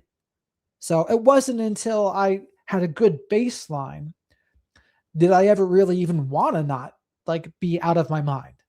Like I'm in a good place now. My baseline is good. I've got a supplement routine that really helps me. But for people that don't have that, it's 1,000 times harder. It just is. But just as we're sort of painting a picture and trying to understand the consistency of this type of diagnosis with Nick, there are these sort of early warning signs with him. Now, the other traits like being manipulative and lying, not being able to sustain employment, but those can all overlap with substance use disorders or addictions. And he started to exhibit problematic substance use at an early age. In terms of criminal acts, when we look at Nick's history, there's not a ton of information about a criminal history, but he did report stealing $200 from his parents at the age of 15 to hire a sex worker. And that's something that he talked about back in 2018 when he was on the Dopey podcast. And that's certainly an example of antisocial behavior starting in adolescence. And it's very, very destructive to interpersonal kind of dynamics. So we know that there were strained family relationships between and with the Reiner family, tied with Nick's difficulties as he was growing up. And there is that question, as part of that tied to antisocial traits or an antisocial personality disorder, or was that more typical conflict that we see in a family that has been impacted by a substance use disorder and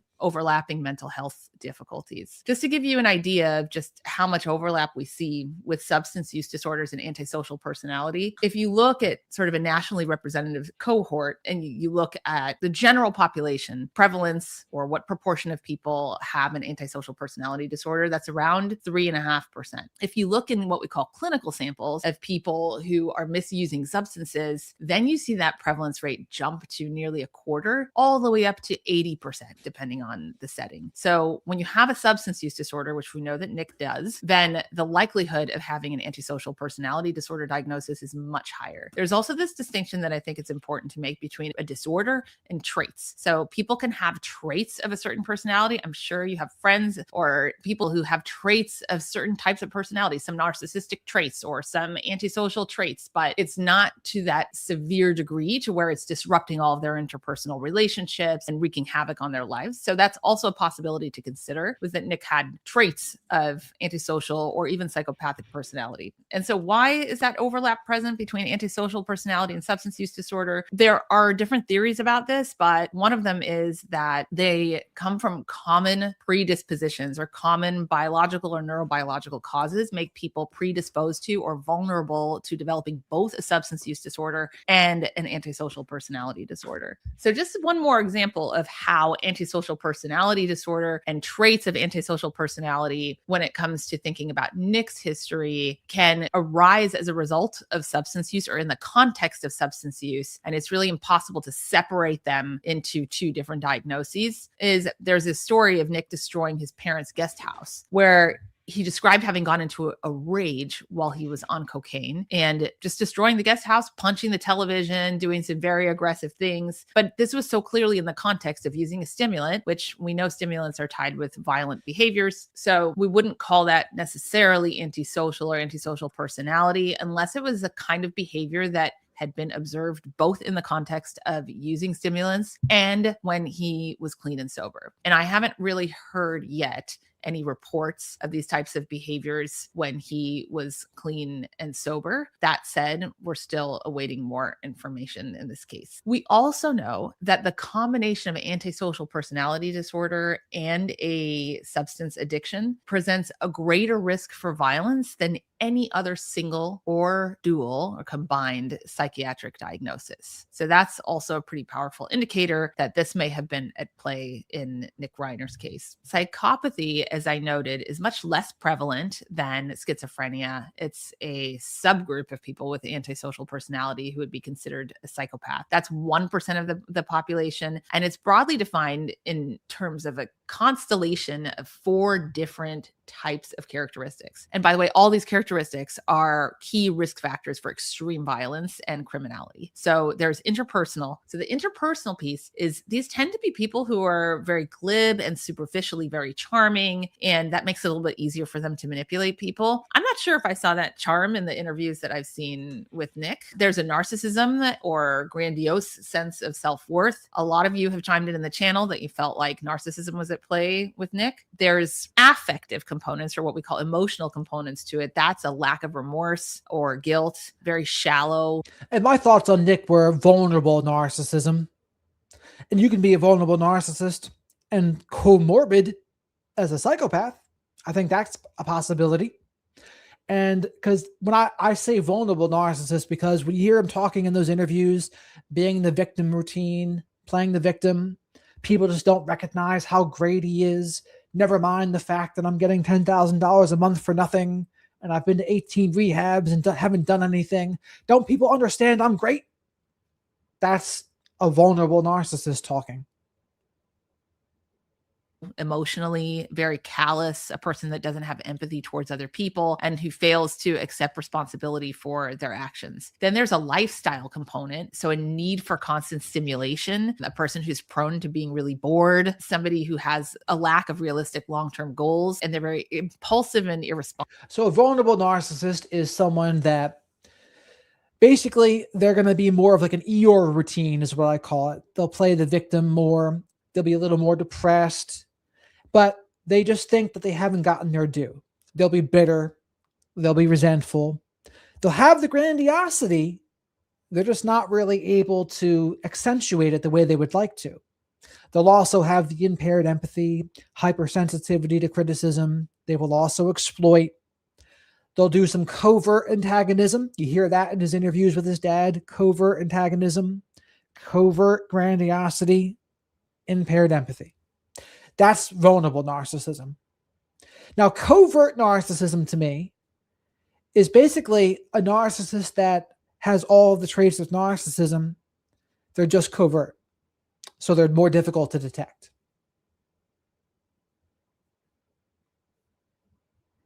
And then they also embedded in there have these sort of antisocial kind of lifestyle of not really good behavioral control of themselves, early behavior problems, which we did see with Nick, juvenile delinquency, and usually kind of an early onset of criminal behaviors, which I don't think we've seen so clearly with Nick Reiner. So about a quarter of homicide offenders in research studies have been found to qualify for the criteria of being a psychopath. And psychopathic offenders were more likely to commit what we call instrumental violence compared to non-psychopathic murderers. Instrumental acts are highly planned. They are typically for monetary gain or elevated social status. These are cold-blooded murders. They are premeditated and committed by individuals who are believed to be calculating, manipulative, callous, unemotional, and very goal-oriented. And then you have reactive violence. That's more typically committed by emotionally driven and impulsive offenders. It's typically brought on by an offender's poor adjustment and violent response to an unpredictable event. Maybe it's a real event, maybe it's an imagined event. Reactive violent crimes are committed in response to sort of a situational provocation or an emotional dispute. So these are more like crimes of passion. Now, one thing that's important to keep in mind is that we know that people with antisocial personality disorder tend to engage in emotionally driven, impulsive violence that is prompted by an immediate trigger. And we know that Nick not only was in a heated argument with his parents at Conan O'Brien's party in the hours before the murders, but that he was also living on his parents' property, which generally makes family conflict more likely. Both of these situations point somewhat more directly to the potential for a reactive violent act. So for people with psychopathy, you actually see both types of crimes being committed. And the distinguishing factor with homicides that are committed by psychopaths is that they tend to be much more violent and gruesome. So the more extreme, horrific, violent, the more the perpetrator intended to create suffering, displayed sadism, wanted to see the victim or victims suffering, and prolonged the process of the murder in that vein, the stronger the association between psychopathic personality and homicide. So one question you might have, though, is could you have psychopathy and schizophrenia at the same time? And actually, the incidence of that is quite low. So it's about 2%. The highest it's been shown has been 4%, but more likely around the range of 2% of serious offenders have both psychopathic personality and schizophrenia. So what you need to know there is it's possible. It's not impossible. A lot of people like to say, oh, this is impossible. Oh, it's impossible for autism to be comorbid with narcissism. It's impossible for schizophrenia to be comorbid with psychopathy. No and no, not impossible. On the other hand, the prevalence of antisocial personality disorder is highest among people with major mental disorders, such as schizophrenia. So just by sheer statistics, the likelihood, assuming that Nick Reiner's diagnosis of schizophrenia is correct, the likelihood of him having had overlapping schizophrenia and antisocial traits or antisocial personality disorder is much higher than the likelihood that he had both schizophrenia and a psychopathic personality, though not impossible. Another important factor is reoffense. So in research on psychopathy, schizophrenia, and substance use among serious violent offenders, those who are psychopaths have the highest risk of reoffending, and those with schizophrenia have the lowest. So understanding Nick's diagnosis and the question that you as an audience has raised is actually quite important to evaluating the risk of future violence if he were to be. Thank you, to Thrive. It's a very good question here. Are vulnerable narcissists covert? They are more covert than they are grandiose. I'll say that. And I used to always believe that vulnerable narcissists were really just covert, but that is not true. Like, I've learned that I think there's a distinction. Some people use covert and vulnerable interchangeably, but I don't think that's correct. I think vulnerable, you'll see more of the bitter, resentful, passive-aggressive, condescending. Like, it's just going to be more like the Eeyore routine stuff. Coverts, you don't have to have that depression, bitter element to be a covert narcissist, in my opinion. Released at any point. So now we're going to shift gears and talk a little bit about schizophrenia. Schizophrenia is when somebody loses touch with reality. So that can take the form of delusions. Delusions are very firmly held beliefs that a person cannot be talked out of, even if they're shown evidence, compelling reasons why they're not true. So an example of that would be if somebody was paranoid and thought that people were following them, and you showed them some footage that showed, look, nobody was actually following you, they still would not believe it because these beliefs are very persistent held. They also have auditory or visual hallucinations, so they sometimes hear voices or see things that aren't really there. They tend to have sort of an absence of emotion, or what we call flat affect. And there are different types of schizophrenia, but the type that, if any, is most closely linked with violent behavior is the paranoid type. Typically, schizophrenia is diagnosed between the ages of 16 and 30. And the warning signs of psychosis can include a person who's suspicious or paranoid. They're having trouble thinking clearly and logically. They're withdrawing socially and spending a lot of time by themselves. They are not really taking very good care of themselves. So their hygiene can be poor. They can appear like a little disheveled at times. And they have a hard time differentiating between reality and fantasy. And there's really not a single cause of psychosis. Psychosis seems to be a result of a complex combination of genetic risk, differences in brain development, and exposure to stressors or trauma. And it can be a symptom of a mental illness like schizophrenia, but other causes of psychosis potentially are the misuse of alcohol or other substances. Sleep deprivation in some cases can bring on psychosis. So in Nick's case, there's this assumption floating around that the psychosis that he may have been experiencing at the time of his parents' killings was a result of a medication change. And I don't know the specifics of what medications he was taking or how they were being changed over what period of time, and all of those things are. And so here's the thing, I'll tell you. So the reason why I wouldn't say covert and vulnerable are the same, they're definitely overlap. I'm not going to say they don't. And many times they can be very similar. But think of a spiritual narcissist, for example. So a spiritual narcissist, those will be the types, they might be soft-spoken, but they'll twist and distort spiritual principles, which makes it really tricky to detect. And to me, that's more of a covert than a vulnerable. So that's one of the reasons why I think there can be a difference. but I can understand why people might not think so. But yeah, the spiritual narcissist types, to me, that's a covert narcissist. The ones that you can't tell their manipulation tactics are covert. They'll weaponize spirituality. And if you call them out, they'll say, oh, you're just unhealed, or you're just intimidated by my strength. Watch out for stuff like that. Are important. But antipsychotic medications that are typically used for schizophrenia are usually helpful in alleviating symptoms of psychosis. It would be fairly unusual for those medications themselves that are used to treat schizophrenia to bring about psychotic symptoms, although some people can have rare adverse reactions or a worsening of symptoms. It's not impossible, but it's not something I would consider to be common. What could make psychotic symptoms worse, even while somebody was taking antipsychotic medications, is if they use substances, particularly some of the substances that are known to worsen psychosis. Those substances can include stimulants, which we know Nick has a history of using, and cannabis. And in the research literature on parricide, or the killing of one or both of one's parents, cannabis use specifically is called out as a risk factor. And I don't know if he was using cannabis at the time, but there are historical reports of Joe Rogan would not like to hear that. Cannabis use, a specific risk factor for parricide. Holy mackerel.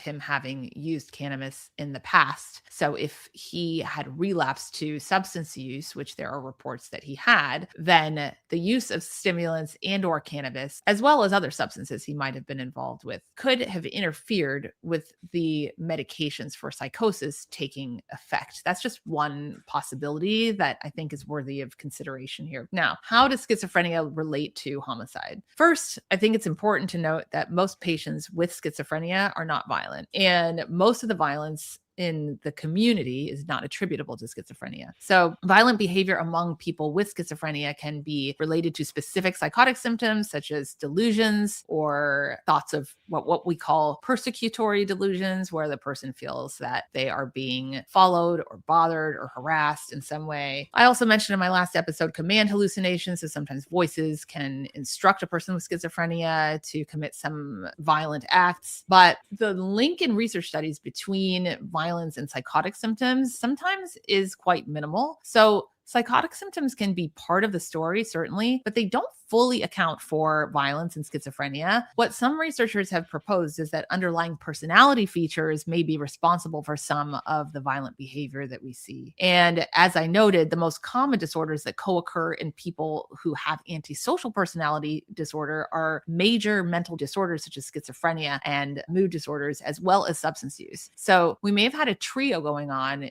Got a super chat. Thank you, To Thrive. Is it psychosis being caused via trauma or CPTSD? I would say usually not. Usually not. Now, is it impossible? Is it impossible to have psychosis from trauma or CPTSD? I have a hard time saying it's impossible. I mean, if your CPTSD or PTSD is bad enough, yeah, you can have some psychosis type symptoms, I would say. Like, think about someone who has PTSD from war, what they used to call shell-shocked. I mean, some of that stuff can maybe mimic psychosis in a way. Is it psychosis, or is it severe PTSD, severe trauma? Hard to say. It's hard to say. But I think they can mimic it. And then again, people that have trauma or CPTSD, it doesn't exclude them from having other things too. You can have bipolar and CPTSD. You can have schizophrenia and CPTSD. So then you have to parse out what's doing what. It can all get complicated.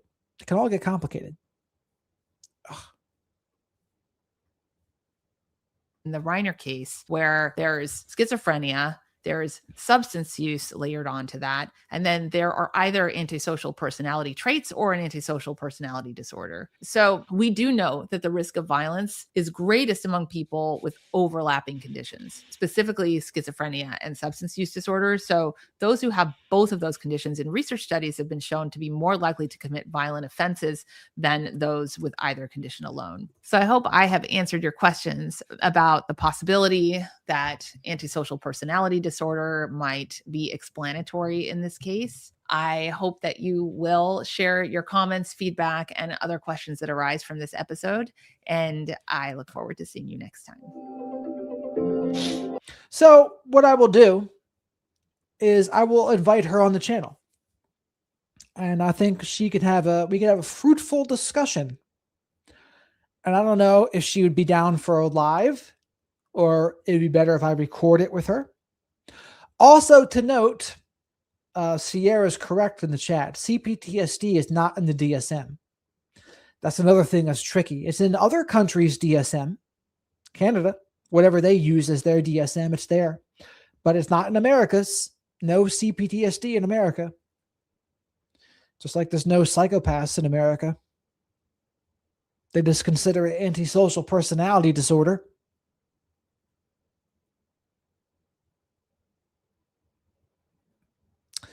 And CG, you might be correct about that in terms of the people that are shell-shocked and PTSD.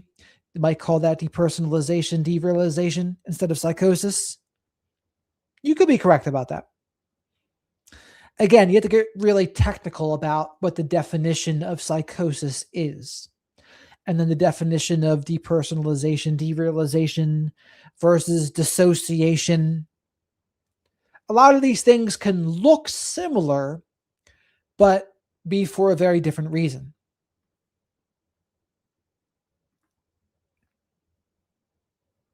Yeah. Yes. Truth be told, Sierra, you are correct. But I will invite her. I think she'll be interesting. I think the only other interview I have lined up is Man Talks on YouTube.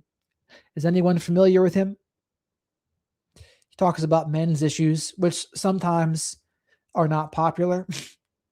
I interviewed the Tin Man on Instagram. That wasn't necessarily very popular either. Thank you, Tooth5. Existential crisis.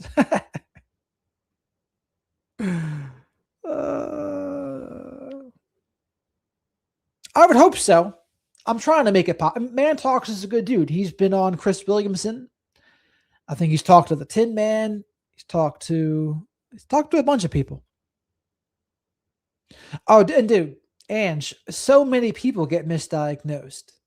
So just because someone's a psychiatrist or a psychologist doesn't mean they're going to get the diagnosis correct. Like, there is an extent where I do think sometimes people are the experts on themselves, but that's only true if they truly want what's best for themselves. If someone's addiction is running the show, that is no longer true. I would make that distinction. And you can take a handful of people and send them to 5 psychiatrists and have a 2 to 3 hour intake for each one of them. It's possible you get different diagnoses from each psychiatrist, depending on what parts they focus on and what parts they emphasize. It's psychiatry and psychology in particular. It's a social science. It's a science that is a practice. And why do they call it a practice? Because they are practicing. They consider it more of a soft science as opposed to a hard science. In a soft science, there's way fewer cut and dry facts. Like, look at the personality disorders, for example. There's no blood test that you can take to be diagnosed with narcissism or antisocial personality disorder. The closest thing to a blood test there is a brain scan. You can look at regions of the brain and see if there's impairment or less gray matter or brain activity in certain areas of the brain. That's the closest, I think, to science there is. But there are some people who don't even think that's a legitimate thing to do. They think, no, that's not provable.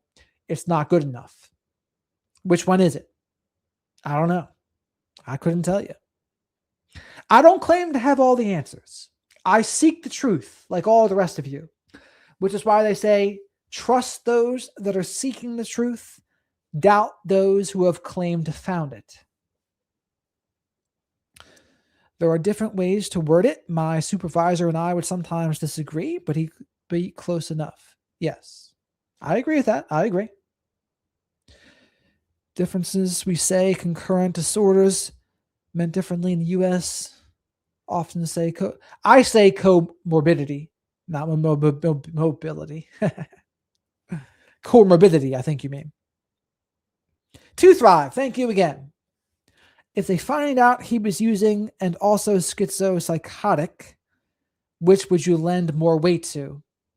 It's a good question.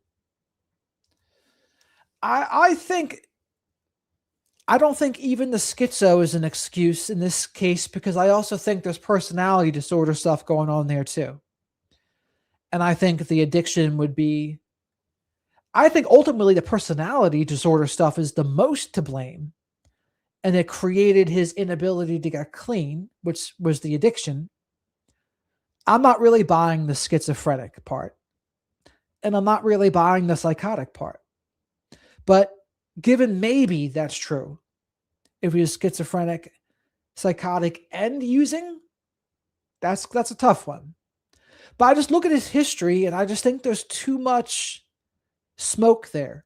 There's too much smoke there for him to get away with this insane defense or psychotic defense, I think. I just think there's too much. There's too much proof of awareness and not enough true insanity, I would say. Yes, very true, CG. Dr. Amen does brain scans for the rich. Most say he is a quack. Well, you'll notice a lot of people call doctors a quack when they don't agree with them, right?